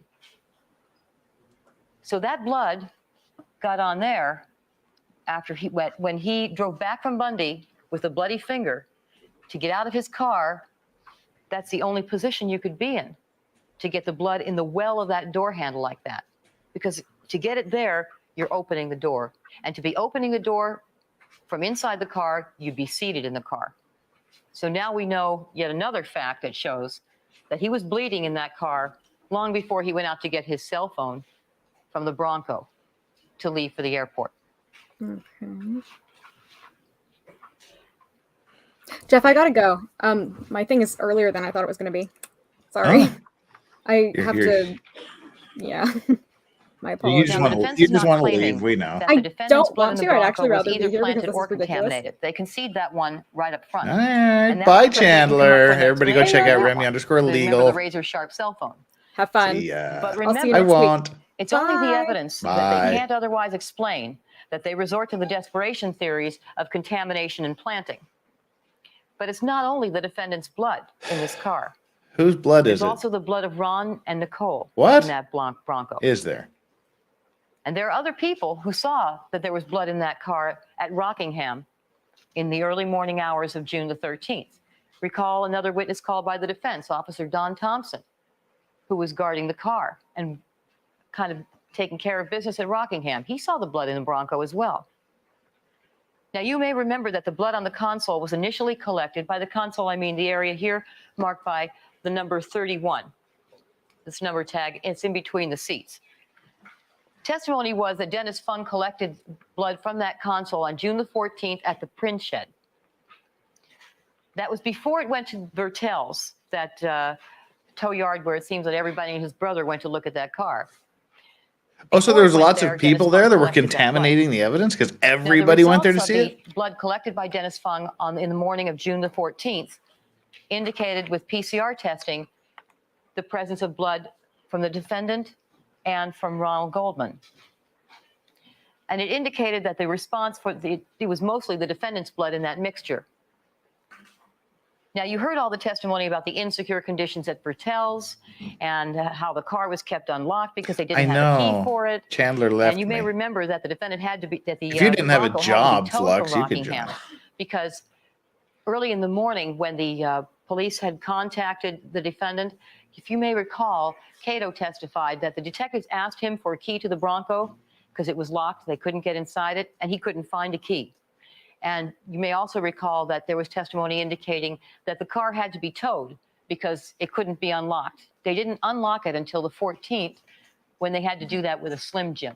Basically had to break into it. Gotta agree with you. Well, after the Bronco I left gotta Bertel's, agree with you. I think it was about a month later, it went to a more secure location, and at the request of the defense, an examination of the Bronco was conducted in their presence. And Michelle Kessler told you of how she saw that Dennis Fung had not collected all of the blood off the console. And she said, let's collect the rest of it. So they took the console out, and Greg Matheson actually swatched the remaining blood off the console in the presence of the defense experts. And that was on, I believe, August 26th, either August 26th or September 1st. Now, that blood that he swatched on Sarah. either August 26th or September 1st, in the presence of the defense, did not go through LAPD testing at all. That blood went straight up to the Department of Justice for testing. And it came back with an RFLP match that you heard late in the trial. RFLP meaning we had more DNA in it. And we were able to say, we were able to match the blood again to the defendant and Ron Goldman. That's very important for two reasons. Number one, it shows you that it is not so easy to contaminate DNA. It's not so easy to contaminate blood. even though that consul sat there in the Bronco at Bertel's, where everybody had to go and check this Bronco out, the results that were obtained on the morning of the 14th before it went to Bertel's are the same as the results that were obtained about 2 months later, 2.5 months later. So it tells you also that PCR testing is accurate. Does it really? But of course, even more importantly, it tells you that Ron Goldman's blood is in that Bronco. And there's no reason for his blood to be in that Bronco, an RFLP match, unless the defendant committed the murders and had or blood the of Ron police Goldman department on him planted it there. to swipe on that Bronco.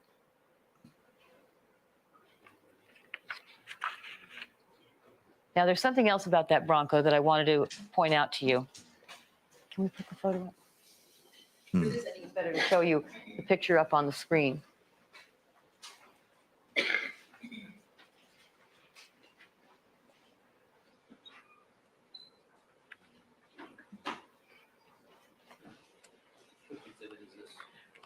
This, which one's this, John?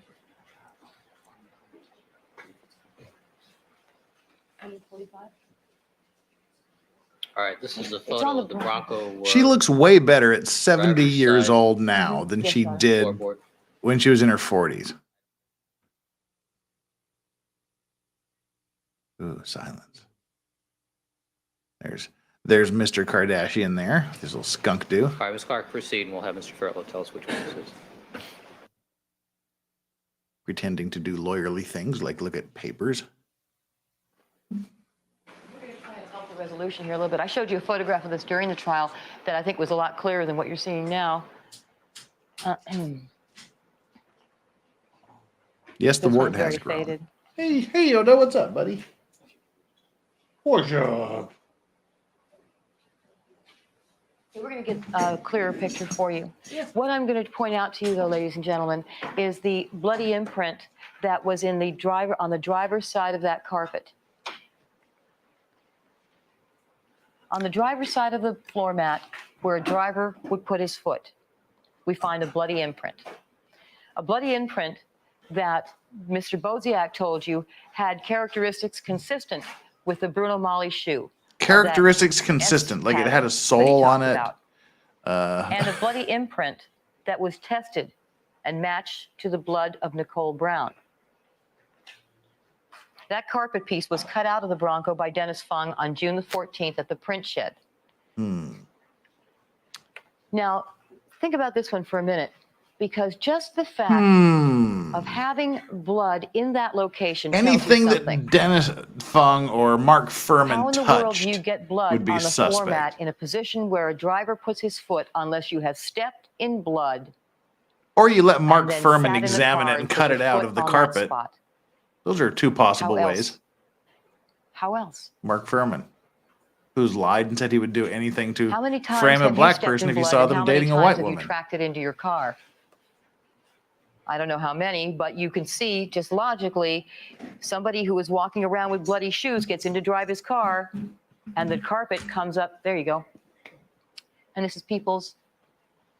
It's on People's 172. People's 172. Thank you. Thank you.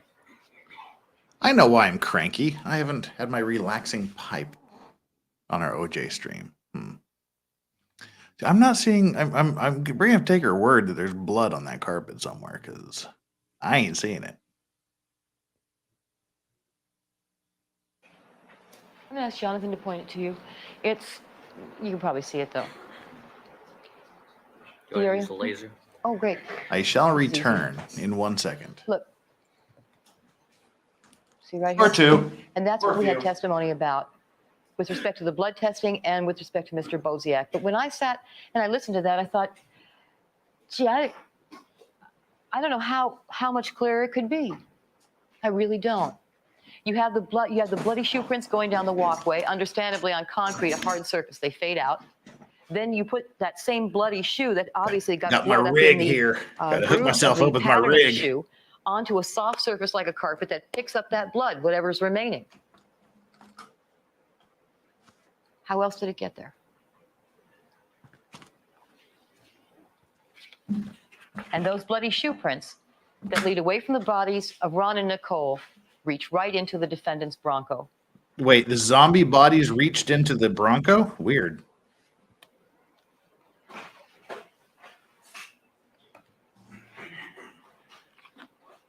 It's like The Walking Dead.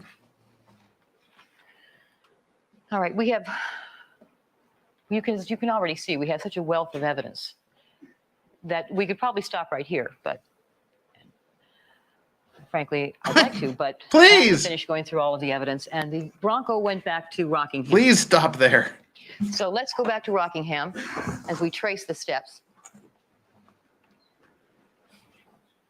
And I'll quickly review the evidence for you at Rockingham. Because she's dumb, Brad. That's why. She's dumb. I got no better answer than that.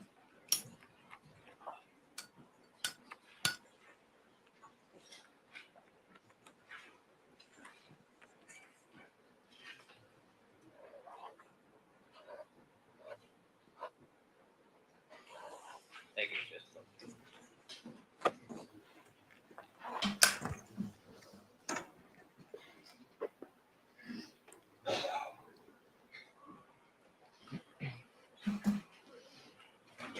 All right.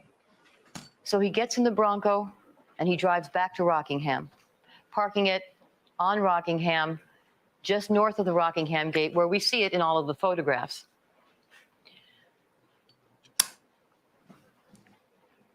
Now, as I've described earlier, the defendant runs down the south pathway, and you're thinking to yourself, you know, why? Why would he do that? And I talked to you about disposing of the knife. Really common. Murderers want to get rid of the murder weapon. They think that's the one thing that can nail them. He's running back to that rear lot. He never gets there because he crashes into the air conditioner, dropping the glove. Why would he need to put the knife on his own property? You're thinking, why not drop it in a dumpster on the way home? You never found the knife. How the fuck do you know where it is? Leave it on your own property or bury it on your own property. How do you know where it is? You never found the knife. Don't pull that bullshit.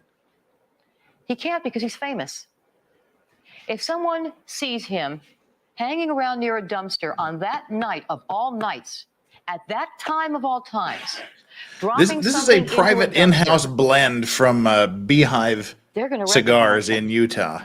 And he's going to have a witness. That's what a witness who's going to put him very close to it's the called scene back of the crime porch.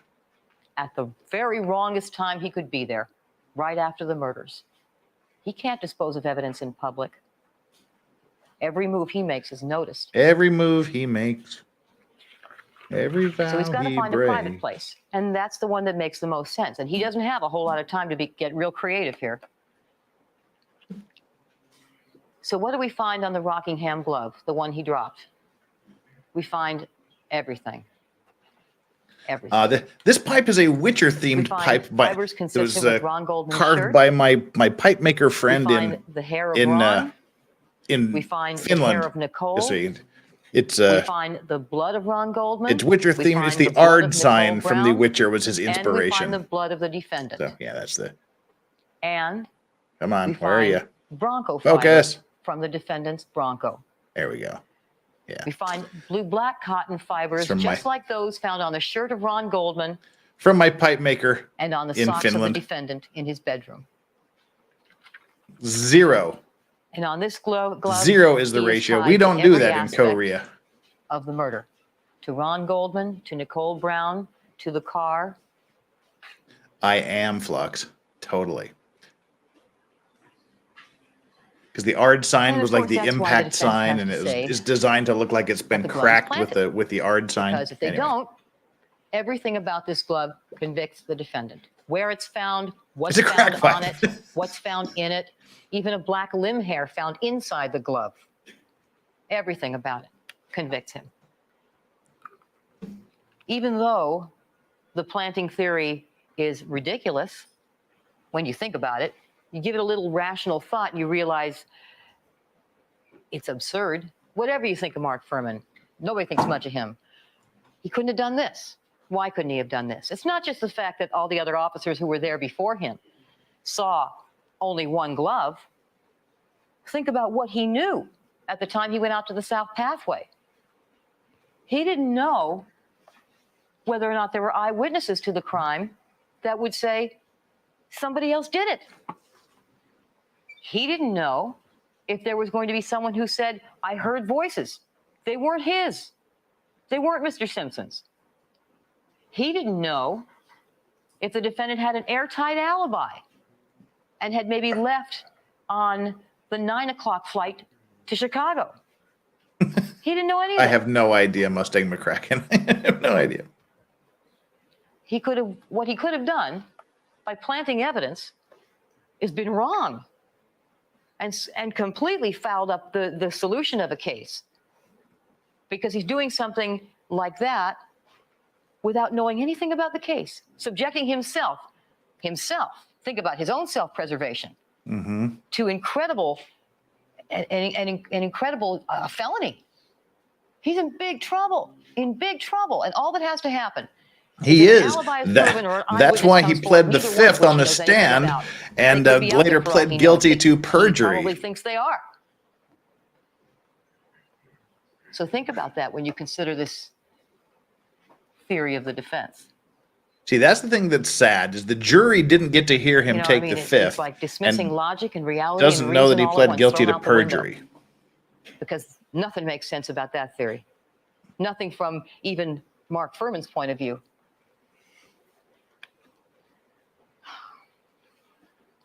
But I think if all you you look clearly crack at the experts evidence, in if you here, look you straight freak on me and out. use your common sense, you're going to see this.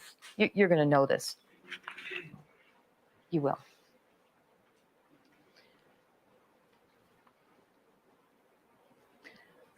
But the bottom line is, and I think that you'll reach the same conclusion, no one planted that glove.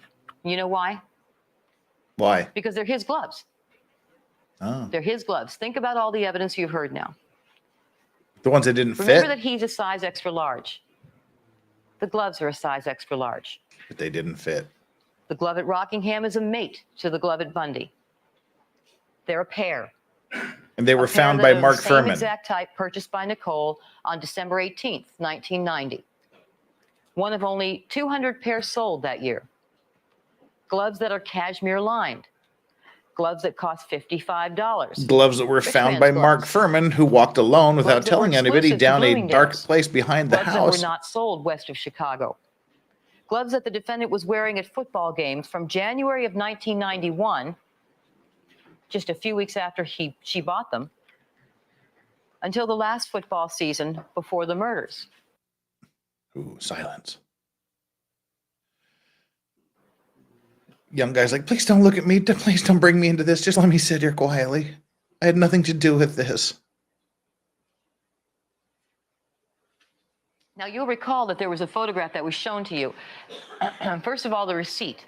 There was a receipt that was shown to you that showed that when she bought the gloves, she bought 2 pair of gloves and a muffler on December 18th of 1990. And there was a photograph shown to you during one of the football games that... Wait, she brought how many I'm pairs of trying to remember gloves? the date of. Same size gloves? Where's the other pair? I think it was 92. Where's the other pair? That would be my question. In which he's wearing a brown jacket, a brown muffler, and the brown gloves. And her name is Nicole Brown. Doesn't it make Dun, dun, sense dun. that when she bought the muffler, she bought it to match at least one of the pair of the gloves? And there he is wearing it. Tell us about the other gloves. And you see him wearing those gloves in the photographs that we showed you right up until the last football season before the murders. And the gloves you saw him wearing in all of those pictures that we showed you at all those football games are the gloves that you have right here in evidence in this courtroom. And you recall... What do we recall again? Can you refresh me on what I'm supposed to be recalling here?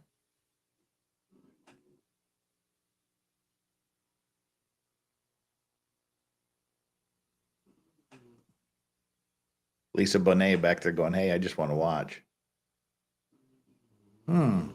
Silence. No super chats to read, so you just have to sit here and suffer in silence with me.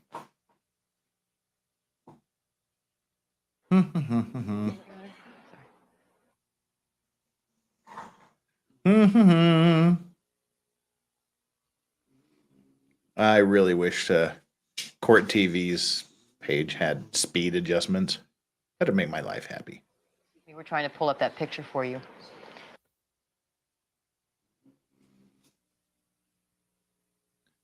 Technology.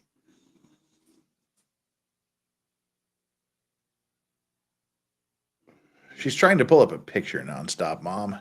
Technology is not her friend today. Testimony that was taken on the on this photograph. You see the muffler, the jacket, the glove. Mr. Farrell, what exhibit is this? 1995 boomers.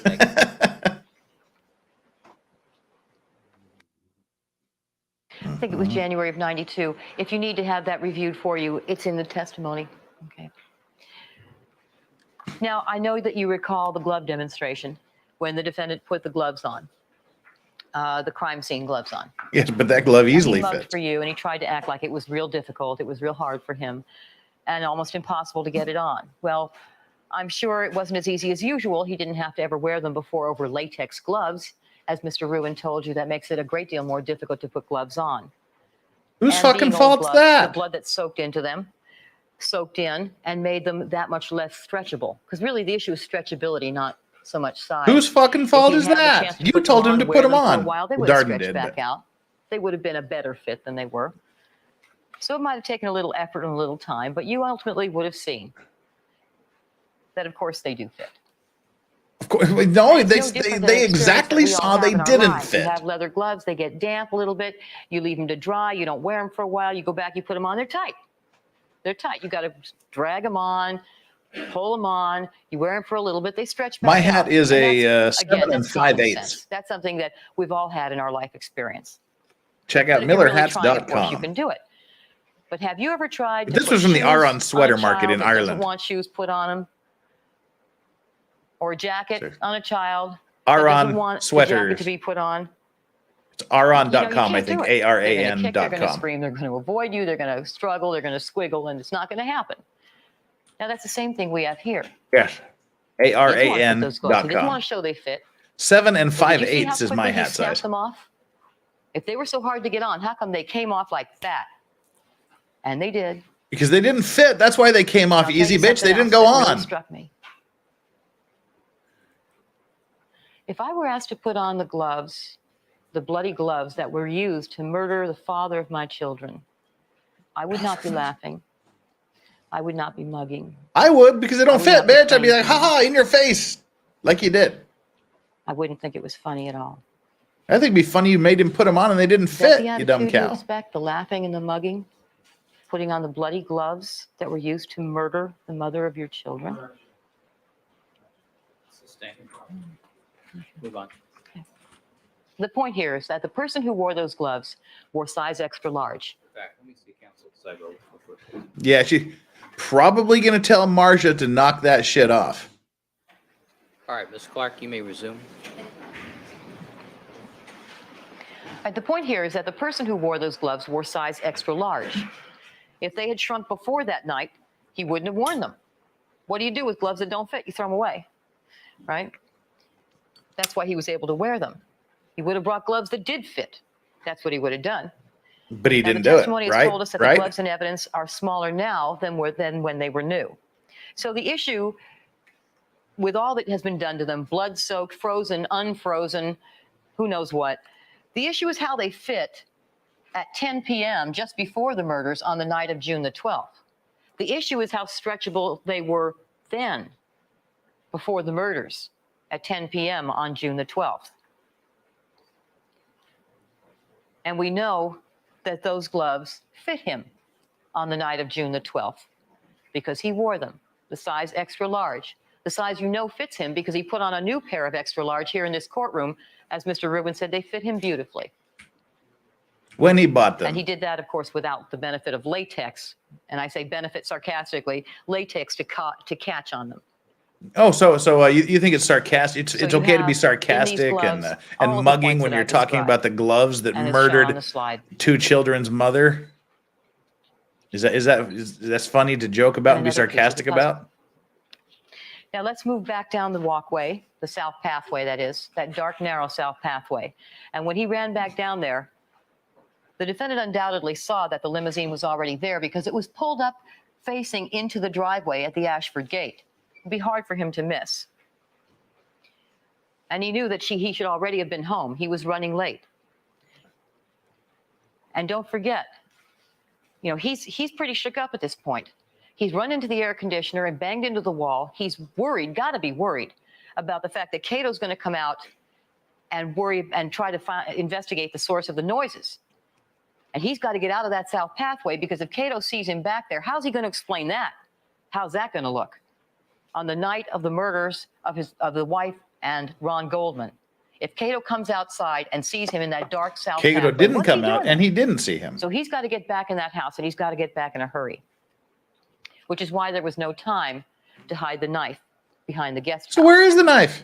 He had to get out of there. Where is the knife? Show the knife. You say you brought it home. Where the fuck is it? Show it. Show the Which is knife. also why there was no time to realize that he'd dropped a glove.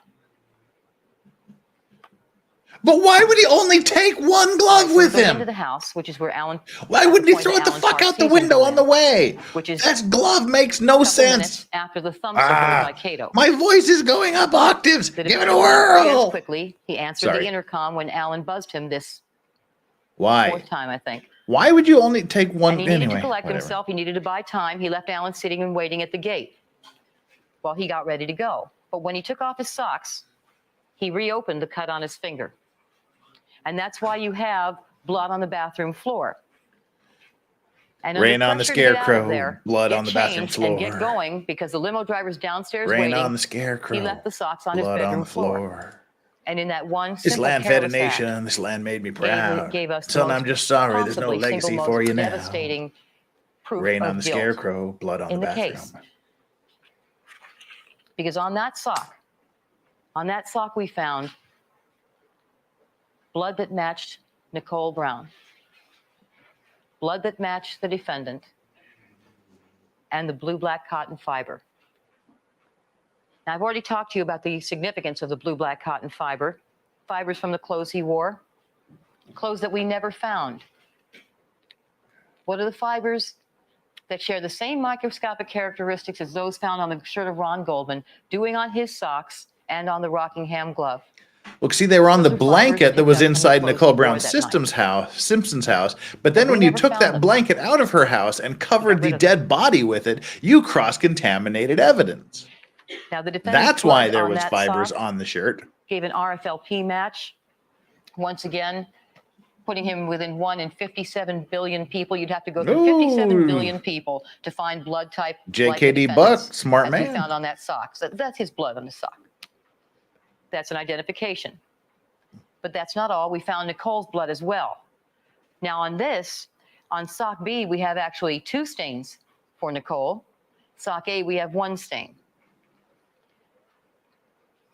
Now, there's something interesting about these sock stains that perhaps was not made clear during the testimony. I want to bring it out now because it is very important to this notion of planting.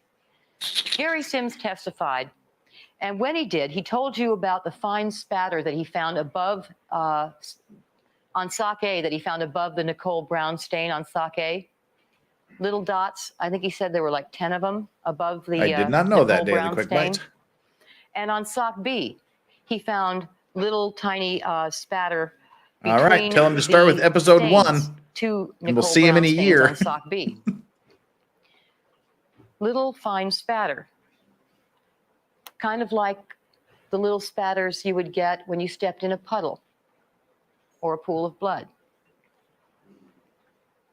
Mr. McDonald didn't want to talk to me about those little spatters. You know why? Because that little spatter proves to you that nothing was planted here. That blood got on his sock because he was wearing it at the crime scene when he was committing the murders, stepping in pools of blood. He's stepping in That's how pools that of blood blood, got there. slitting the why throats you of had 2 that fine people, spatter. blood spraying and gushing everywhere, and he gets 1 speck on a And as sock. I've told you, now there was a smaller stain. I think there were 2 smaller stains of Nicole Brown that were only good enough for PCR testing. And there was 1 large stain that was good enough for RFLP testing. And the testimony gave us the fact that you'd have to look through 6.8 billion people to find the blood type of Nicole that was found on that sock. And of course, once again, that's identity. We have proven it's hers and only hers on this planet that was on that sock.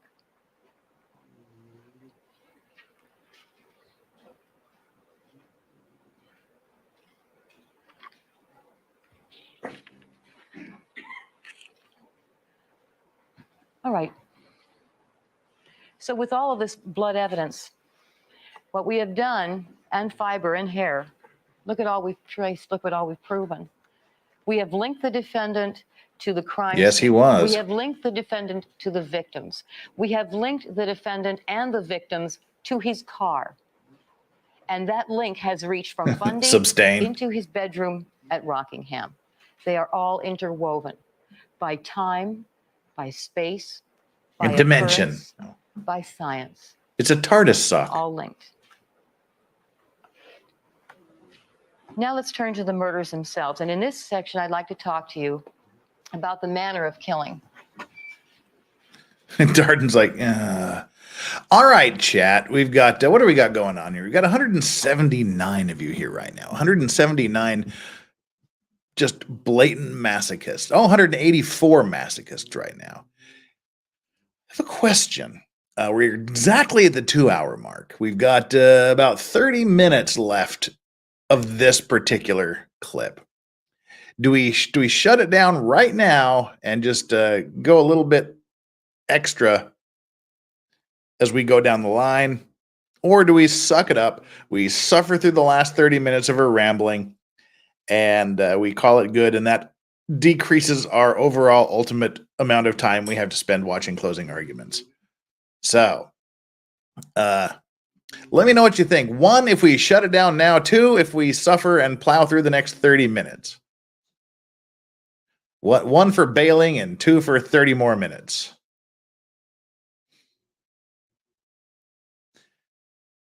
Lots of keep going, go for it, suck it ups. Lots of 2s as well, though. Oh, wait, 2 is the go for it. Oh, come on. I haven't seen a single one. Okay, good. 77 mechanic puts a 1. 2112 is the correct answer, but oh my God, there's only one. There's only one. All right, fuck me. All right, we'll do this. Oh God. Well, all right. Well, yeah, I guess it's better just to get the pain over with now. This will, if we shut this down, if we go through the rest of this, then next week will be Christopher Darden, dare I say, cleaning up the rear, bringing up the rear, and finishing out the defense's closing argument, the prosecution's closing arguments. And then 2 weeks from today, we'll start with the defense. The defense goes a bit longer than the prosecution, but it's much more engaging. So, all right, here's the deal. We'll go through this last 30 minutes. We'll get it done and over with. But I reserve the right to do a slight bit of grifting. We got 183 concurrent viewers and 159 likes. Let's get us up to 200 likes. Come on, just 40 more likes. 40 more likes. That'll get us to 200 just for giggles. All right, we have our like and subscribe poll. For those of you whose poll is not working, try Viagra. Just kidding. Ha, ha, ha. I'm childish. All right. For those of you whose poll is all whited out and not working, we'll take you through the answers. And it's a pretty much a dead heat. Wow, this is kind of cool. Like, subscribe, and vote. What was OJ drawing on his notepad? What plans was OJ Simpson drawing on his notepad? First choice, George the Glove Puppet. Oh, guilty George the Glove Puppet. Second choice, juice blender with bonus knives. Third choice is trial celebrity Pictionary cards. And the final choice is Escape from Bundy board game. And this is literally a dead heat. 27% said guilty George and the glove puppet. 27% also said juice blender with bonus knives. 28% said Escape from Bundy board game. And 19% said trial celebrity Pictionary cards. And Hey Joe knows what's up. Hey Joe is bringing us the super chat to begin the compensation for putting you and myself through this horrific misery of the last 30 minutes. Thank you so much for that. Hey, Joe, thank you so much. You got the right idea. Incentivize me to stay. All right, let's do it, kiddos. I feel like my soul feels just like Chris Darden right now. This is how I feel inside. So let's keep going. Oh, a Daily Quick Bite said something. What did you say? What did you say? Okay. Gotta wait for it to come up so I can bring it up here. La la la la la. Wait, why is it not coming up? How weird. Oh, it was right after. I'm sorry, it was right after the super chat. There we are. Legal vices. So you had to make me think of Chris knocking on Marsha's back door. How dare you? Also, jiggity. Yeah. Knocking on Marsha's back door. Yeah. All right, that's enough of that. Grow up, everybody. Grow up. 30 more minutes. Here we go.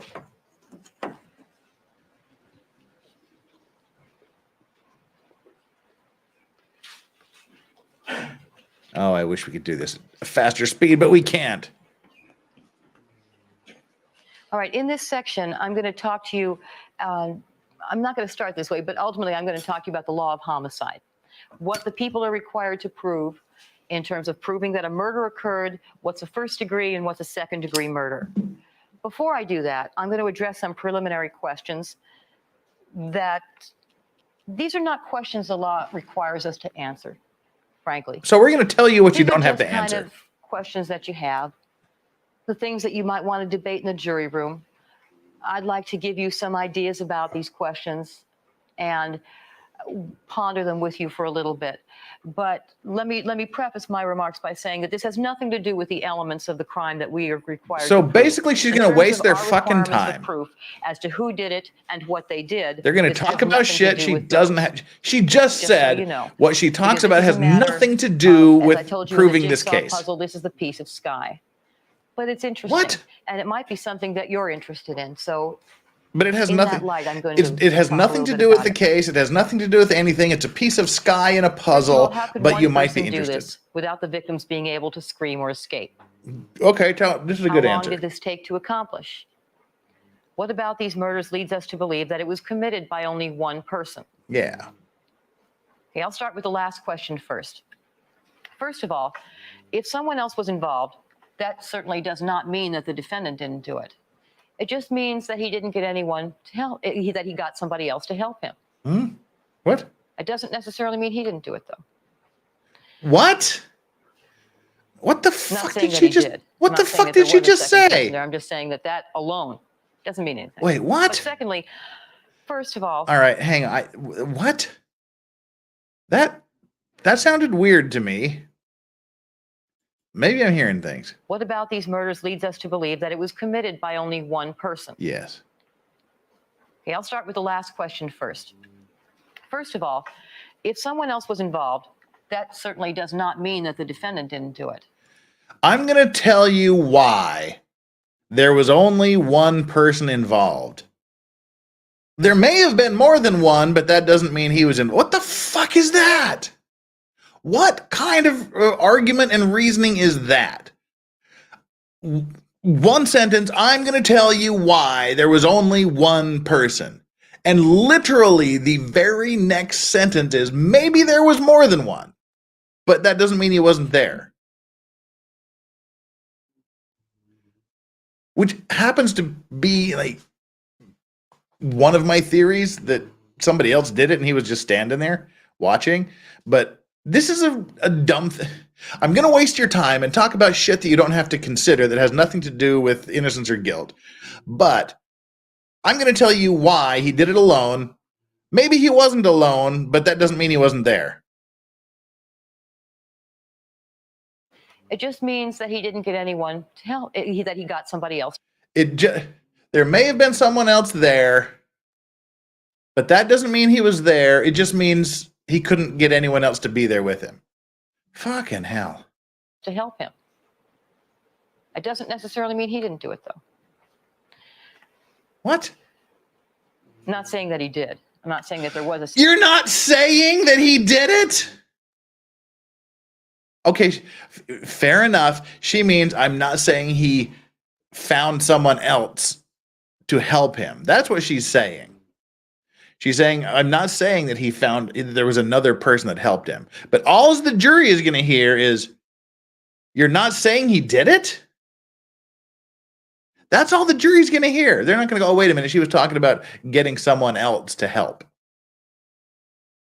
Second person there. I'm just saying that alone doesn't mean anything. But secondly, first of all, if someone else... Jesus Christ! Secondly, first of all, those words just came out of her mouth. Secondly, first of all, oh my God. Else was involved on a purely basic level of observation. Look at the nature of the wounds inflicted to each victim. And I don't mean look physically because I'm not going to show them to you. But I mean, you can probably remember. The nature of these wounds, you know, as I watched the testimony, I thought, only one person could have done this because they killed the same way. What? The stab wounds to the back of the head, the coup de grace slash to the neck, the targeting of the neck that way. The style of killing is the same. It's just a layperson's observation, but it's kind of a practical, common sense thing. The murders look the same. Okay. You also heard a great deal of testimony concerning. You'll have to forgive her. She's from Barcelona. Double-edged, remember that? And whether all the wounds could have been inflicted by a single-edged knife. This is also information that goes to the determination as to whether or not you have one or two killers, although I must say, two killers could have two single-edged knives because you can't tell I don't think you can, or there was no testimony indicating whether you could match a particular knife to a knife wound. Dr. Lakshmanan testified in this regard that all of the major wounds were inflicted by a single-edged knife. He indicated to you also that there were certain other wounds, lesser wounds, in which he couldn't tell whether it was made by a single or a double-edged knife. But it would seem to make sense that if all of the major wounds are made with a single-edged knife, why would you come in there then with a double-edged knife just to do the little ones? So it just kind of makes sense that a single-edged knife was used. But beyond that, scientifically, I think we had Doug Diedrich testify that he examined the damage in Ron Goldman's shirt, and he determined that, and a shirt, of course, is less elastic than and less messy, if you will, than flesh. And he was able to you could see it if you gave me $60 more. It was the knife. Grift. That the cuts in the shirt were made with a single-edged, very sharp knife, which tends to support and corroborate what Dr. Lakshmanan said. Doc Bear. So the upshot of all that testimony is that to the extent that anything can be said based on what the wounds permit and a description of the murder weapon, it would appear to be a single-edged knife. Another indication that the murders were committed by one person comes from the blood evidence. And this is one of the few areas where there was really no dispute as to the accuracy or the reliability of the result. And here's a result we haven't yet talked about. It's strawberry. And 60 buckaroos gets Doggo Cam unleashed, I think. It's Man Bear Pig.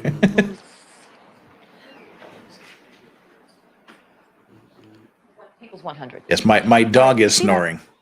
Blood drop on the bottom of the boot, ladies and gentlemen.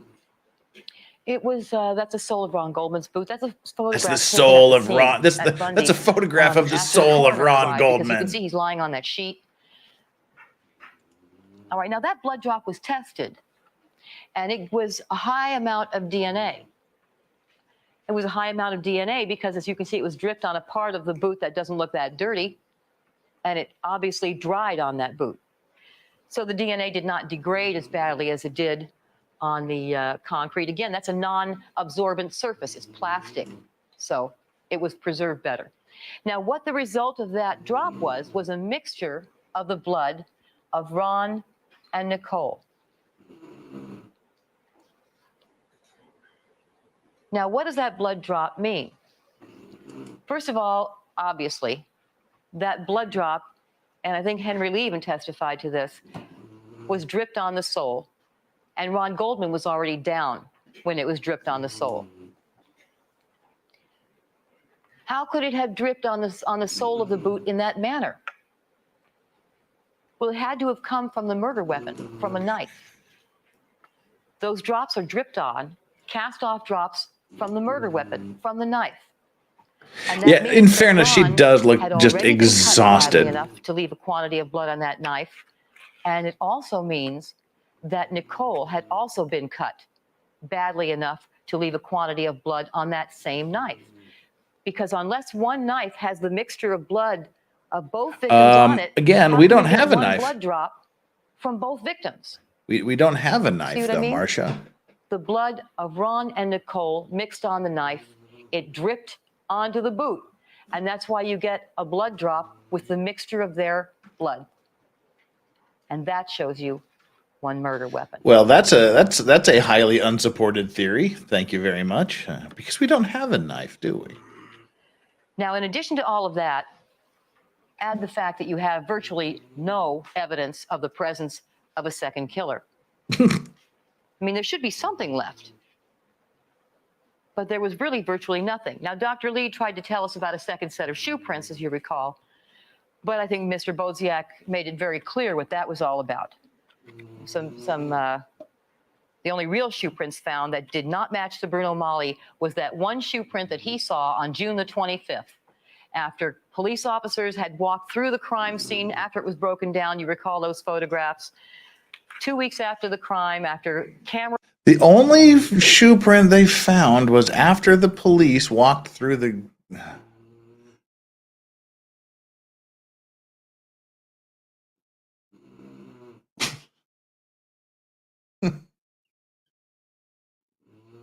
You comfortable? All right. Men had been on the walkway. I mean, what does that one shoe print mean? It means nothing, and it certainly has nothing to do with the murders. Now, what about the hair and fiber? Does that tell us anything in terms of whether or not it was one or two people that committed the murder? Now, as I've already mentioned, with respect to the hair and fiber, Mr. Diedrich testified to hairs, fragments of treated hairs that were not consistent with the defendants inside the knit cap or on the knit cap. He also testified, though, that he did not know how long those hairs had been on the knit cap, and they could be there for a very long time. But other than that, there was really no hair and fiber evidence that could be directly connected to the murders that was associated with anyone but the defendant. And by that, I mean hair or fiber on the victims or on the objects found at the crime scene that were directly and obviously involved in the murders, such as the glove, the knit cap. Dr. Lee testified to stray fibers and hairs that were in the dirt or that were on the envelope that was lying in the dirt. But stuff lying around in dirt could have been there for weeks, could have been there for months. And as I told you before, if we had found hair consistent with the defendants in the dirt there, I wouldn't be standing here and talking to you about that stuff, because so what? Show me something that is directly connected to the murders. And there was nothing. Nothing. And you know that if there was somebody else there, they had to leave something of themselves there. They'll usually take a break or wake them up, and if it happens consistently, they'll get rid of them. Now, while I'm talking about hair and fiber, there's one more piece of evidence that tells you that the defendant acted alone, and that is this. You recall that Mr. Diedrich testified that he found Mr. Diedrich said he found hairs consistent with Nicole Brown's on the shirt of Ron Goldman, and we know from all of the evidence that's Nicole's hair on his shirt. Because they're fucking. Think about how that happens. I know how that happens. We have a saying out there in Utah that if you come home with the hair on your coat, you better have a horse to match. And that's what it means. He touches her hair, touches her head. He gets her hairs on him. Goes over to attack Ron. Those hairs will be transferred. And Mr. Diedrich talked to you about how transfers occur. Logically, her hairs would get on Ron's shirt if the person who attacked Nicole then went over to Ron. There would be no reason for the transfer to Ron's shirt of Nicole's hair if two people were involved in these murders. What? Logically speaking, two people are involved. One takes on Ron, one takes on Nicole. But you don't have one person attacking Nicole and moving over to attack Ron if two people are there. They didn't touch, they didn't hug, they didn't say hi, they didn't do anything. As a matter of common sense, you're going to get in and you're going to get out. And if you've got two people available to do it, one's going to take one and one's going to take the other. And you're not going to have that kind of movement of hair from Nicole to Ron. So it's very clear. The crime scene really makes it very clear that there's evidence of only one killer. Doesn't really. Sarah Gould in the house, just a little closer. We may not unlock Doggo Cam achievement, but does this count as paying for Doggo Mike? Sure. She's sharing such wise commentary after all. Thank you so much, Sarah. Even Dr. Botten didn't disagree with that. Dr. Lakshmanan said it could have been just a few minutes. All of these wounds could have been inflicted very quickly. Their own expert testified that it could have been as short as a few minutes. He's wrestling around, stabbing people in the back of the head and slicing throats over the space of several minutes. And he gets one speck of blood on his socks. Marcia, you're making it worse. You're making it worse, Marcia.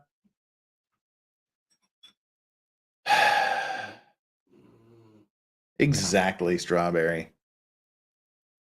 All right, let's go back here and listen to her make it worse. To take their time committing murder. As a matter of common sense, you're going to get in and you're going to get out. And if you've got two people available to do it, one's going to take one and one's going to take the other.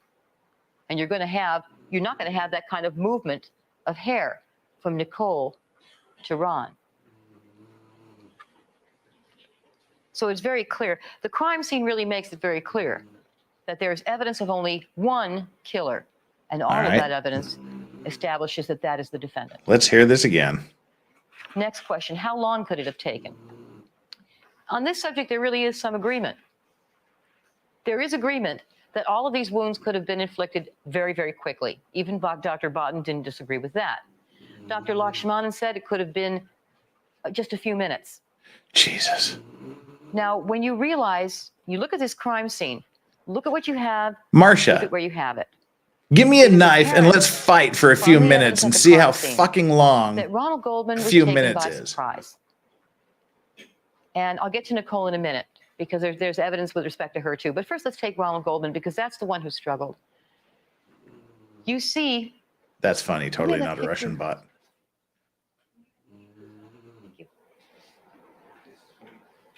Do you have any idea how long a few minutes is? A boxing round is 3 minutes. A few minutes.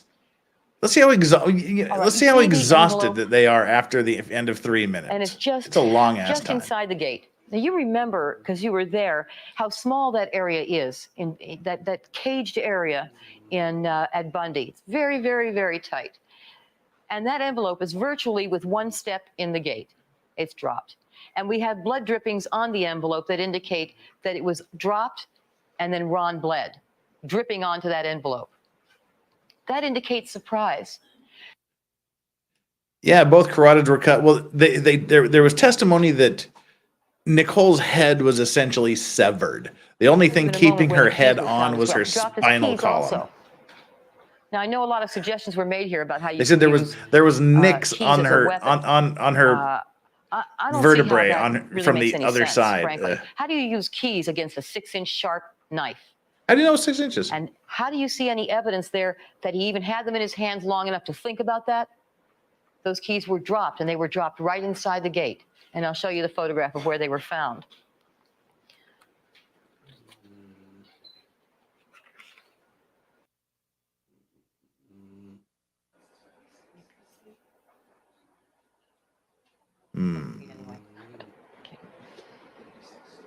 People's 56C. See the keys right by the gate? Now those are a little bit, if this is the gate right here, if you step inside, it's a little bit down to my right as I'm gesturing. But again, they're right inside the gate. They're right inside. Dropped. Ron is taken by surprise. Now, Dr. Lee tried to say that the struggle with Ron was not a short struggle. What does that mean? What does that mean? More than a minute? More than 5? Well, what does a few minutes mean? You said it could have been a few minutes. What does that mean? Clear. But what is also obvious is that someone who gets stabbed and is flailing about can get blood all over the place as he's struggling to back away from his attacker. Exactly. That happens very quickly. Oh my fucking hell, Marcia, you're not helping. Blood, there's a struggle. There's a struggle. Blood is flying everywhere as he's backing away from his attacker. As the slit throat is spewing blood forward towards the attacker. One drop on a sock. You can imagine in your mind's eye somebody just flailing about, trying to get away from their attacker. A big person with a knife in a very, very dark area, very confined space. He hasn't very far to go, ladies and gentlemen.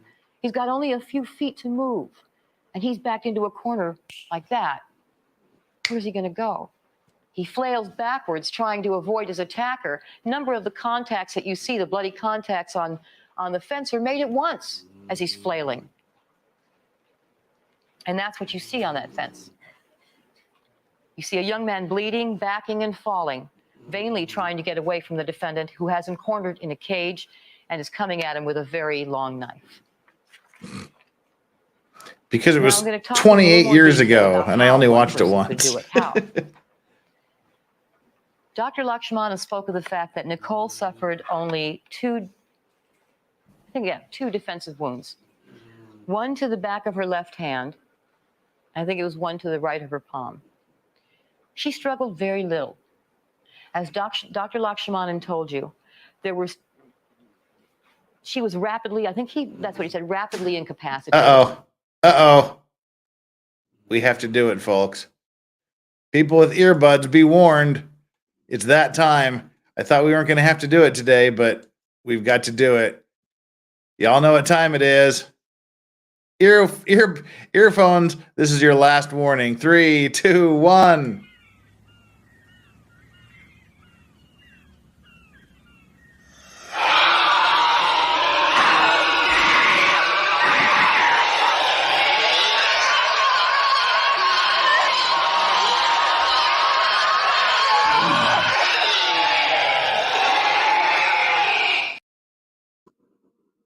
She was disabled very quickly.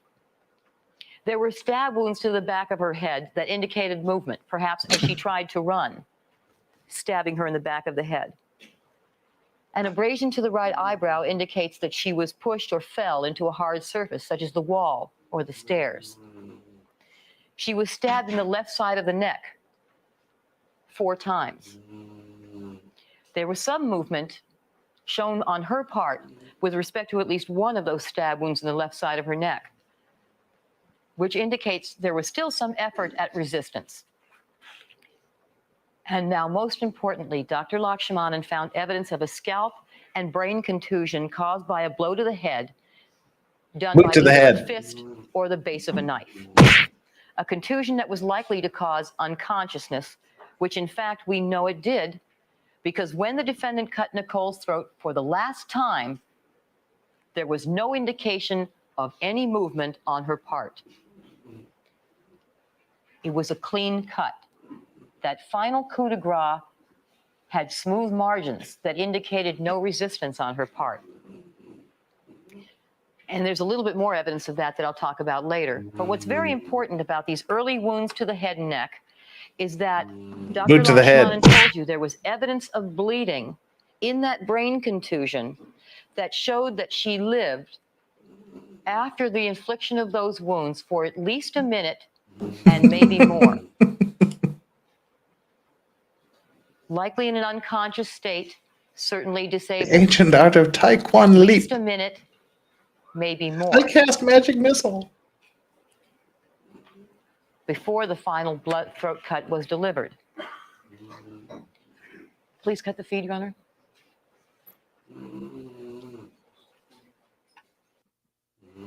Cut the feed, Your Honor.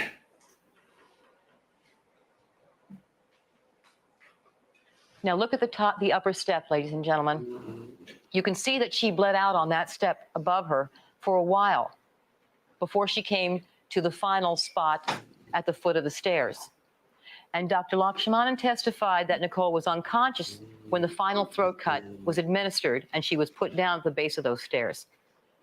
If she lived for at least a minute, if not more, after she was hit on the head and struck unconscious, before her throat was slashed for the last time, and she was up on that upper step where you see the first pool of blood, what was the defendant doing during that minute or more as she 10 was minutes. laying unconscious or incapacitated on that upper step bleeding? What was he doing before he came back to administer the final coup de grace? With Nicole disabled, the defendant had ample opportunity to deal with an unsuspecting, unarmed Ronald Goldman who had just come to do a favor for a friend. And I remind you of the testimony. They've got to be hoping that like OJ just does one of these. That's not how I did it. The very narrow and confined space, Courtroom moments in which the defendant cornered him. A cage that left Ron nowhere to run and nowhere to hide, literally. The defendant had all the advantage, no matter what Dr. Heisinger says. He talked about Tarzan's grandfather. He's built like Tarzan. He is built powerfully. And even he's built like Tarzan? Are you saying he lives in a jungle? Are you saying he has a pet monkey? Is that what you're saying, Marcia? Dr. Heisinger Don't go there. Admitted that whatever the defendant's disabilities may be, they did not prevent him from performing the actions necessary to commit these murders. Bad look, Marcia. And the defendant had the advantage. He had the advantage of size. Ron Goldman was only 5'9", I think 175 pounds. Nicole Brown, 5'5", 125 pounds. The defendant, 6'2", 210 pounds. He also had the advantage of the knife. He was the only one armed in this combat. He was the only one. And he had the advantage of surprise. He knew what he was going to do. Surprise, mother. Oh, sorry. And don't forget, too, the adrenaline factor. That's real important. That's important. And Dr. Heisinger talked about that because adrenaline pumps you up. And even Dr. Heisinger talked about how football players get pumped up. I am the one who slashes. They have to. They've got to go running through these huge men. I've never seen men that size on the football field. You got to be able to knock them down, run through Chris them. is like, wait, You've what? got to get pumped. No. You've got to have a killer instinct to do that. And that's what the defendant did. He says, And that's what he did that night. and then he like started slashing. And the defense can talk all they want about this new rare form of arthritis the defendant supposedly has that allows him to swing a golf club, lift a heavy set of golf clubs in that heavy golf bag. You'll have it back there in the jury room. You'll see what I mean. Lifted it not once, but a few times that night, and carry heavy suitcases. That curious form of arthritis that somehow prevents him only from doing the movements required to stab and murder these people. But that's not what Dr. Heisinger, his witness, said. He could do it. He could do it.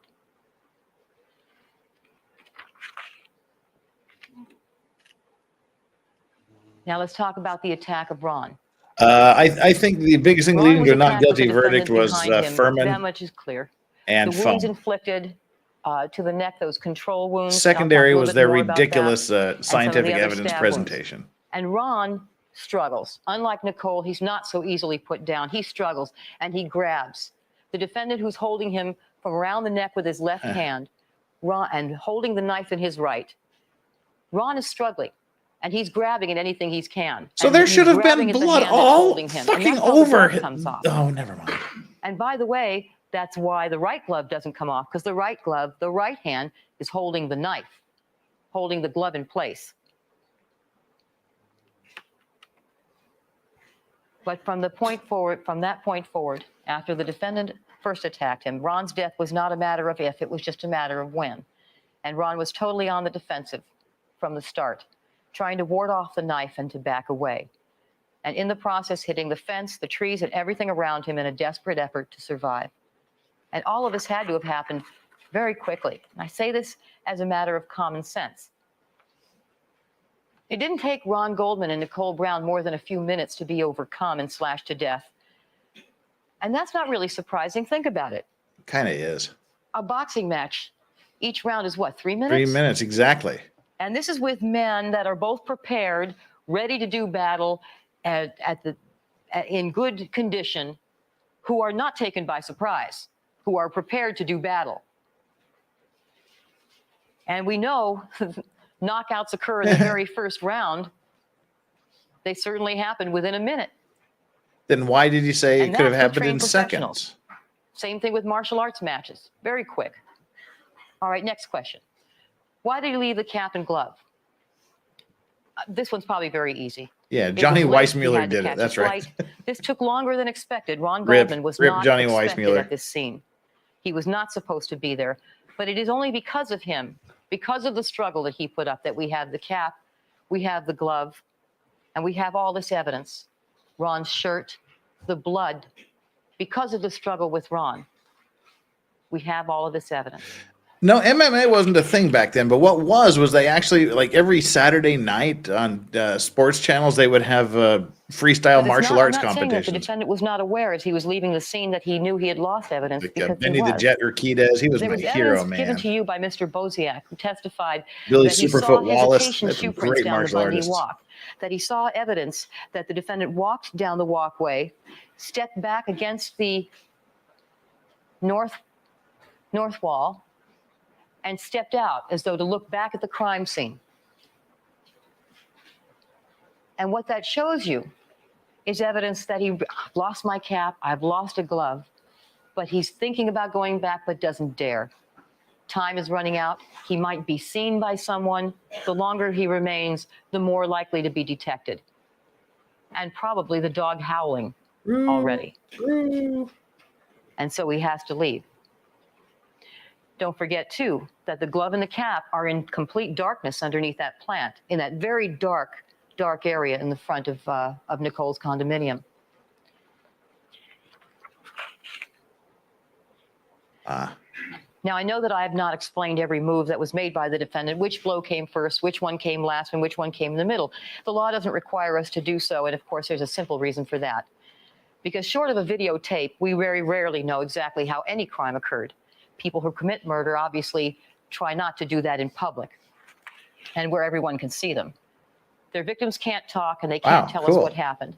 We have to look to the physical evidence, and we have to use our common sense and our reason to make reasonable inferences to determine what happened to the best of our ability.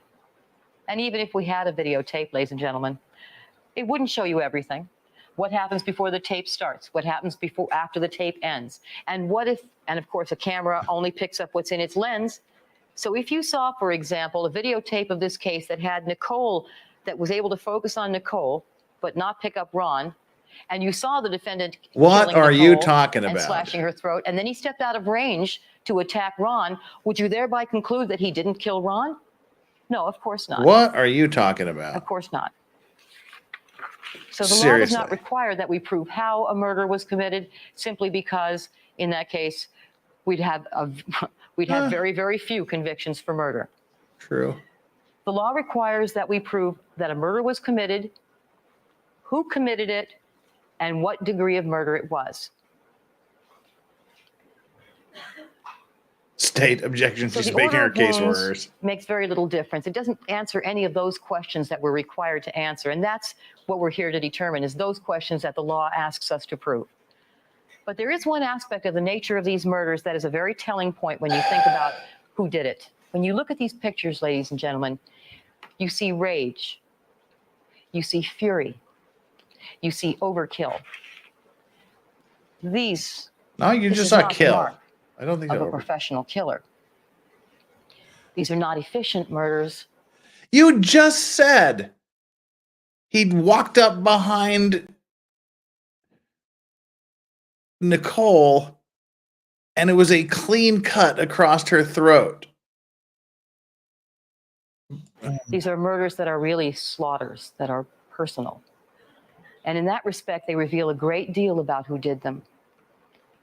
No stranger, no Colombian drug dealer, a man who was involved with his intended victim, one who wanted to control her and failed. And in failing, found the one way to keep her under control where she could never slip out of it again. And that man is this defendant. I have one more to go, so. All right, ladies and gentlemen, we're going to take our mid or late afternoon recess at this time. Please remember all my admonitions to you, and we'll stand in recess until 6 o'clock. All right, thank you. All right, we will stand adjourned until next week. Oh my God, we got through it. Whew. Next week will be the conclusion of the defense's. Next week will be the conclusion of the prosecution's closing arguments. Then we'll get into some defense stuff, so that'll be good. We survived yet another OJ Thursday. Again, we've only got a few more of these, then we're going to move on to a new trial. All 167 of you masochists that are sitting here, thank you so much. Let's see how our like and subscribe poll ended, shall we? Again, clean cut, straight across the board or straight across the throat. The like and subscribe poll, your last chance to affect the voting. What was OJ drawing on his notepad? 19% of you said the trial celebrity Pictionary cards. 27% of you said Guilty George the glove puppet. Another 27% of you said Escape from Bundy board game, and eking out first place by 1% with 28% of the vote, the juice blender with bonus knives. Thank you so much for participating in our daily like and subscribe poll. That's where we end. All right, folks, that brings us to a conclusion. Tomorrow we're going to be going over some more Maya stuff. As you recall, all right, I'm tired. My brain's not functioning here. All right. We talked a while ago about the motions, and what we've got here is a new motion from the plaintiffs, from Maya's side, demanding that the hospital turn over all the stuff. Remember when the judge, if you're following that trial, the judge said anything that has even a whiff of possible anything to do with this, I want it all now, and they didn't turn over a lot of stuff. So now the prosecution wants them to turn over all of this stuff, and they give their reasons, and they give a big list of the stuff they want. And the defense makes their response to that, where they basically say, but it's after the trial. It's a moot point. Why do you want this stuff? Why do you need it? And we'll go over that tomorrow. And then Friday evening, I will be over on Megan Fox's channel as we read some more hearings, do some more dramatic hearing readings on the Maya case. And with that, don't forget, F It Friday is next Friday, the 15th at 7 p.m. Eastern Time. Let's get out of here. I'm going to sleep. It's almost 2 a.m. Mods, as always, thank you so much for being here. Vice Squad chat, OJ people, thank you so much for being here. This is our little chill stream of the week where we don't have to put much thought into it. We just veg out and watch and talk to people in chat. Thank you so much for being here. Thank you so much for the support. We will see you tomorrow. Until then, oh, wait a minute. Let's see where we're going to send you. We need to pick and choose a place to send you off to. Let's see. I believe Nicholas is going. Let's see. We need to go to switch the account. We don't want to switch account. We want to go to the studio. Boy, my brain, it ain't firing. YouTube studio. Content. We want to go to the content. Live. OJ Thursday. There we go. Customization. Redirect to... Nicholas isn't streaming. Nobody's streaming. All right, we're going to send you out into the wild. Goodbye, everybody. Have fun. Let the chips fall where they may. Until then, make sure you enjoy your legal vices. Larex saying, how dare you? Bye.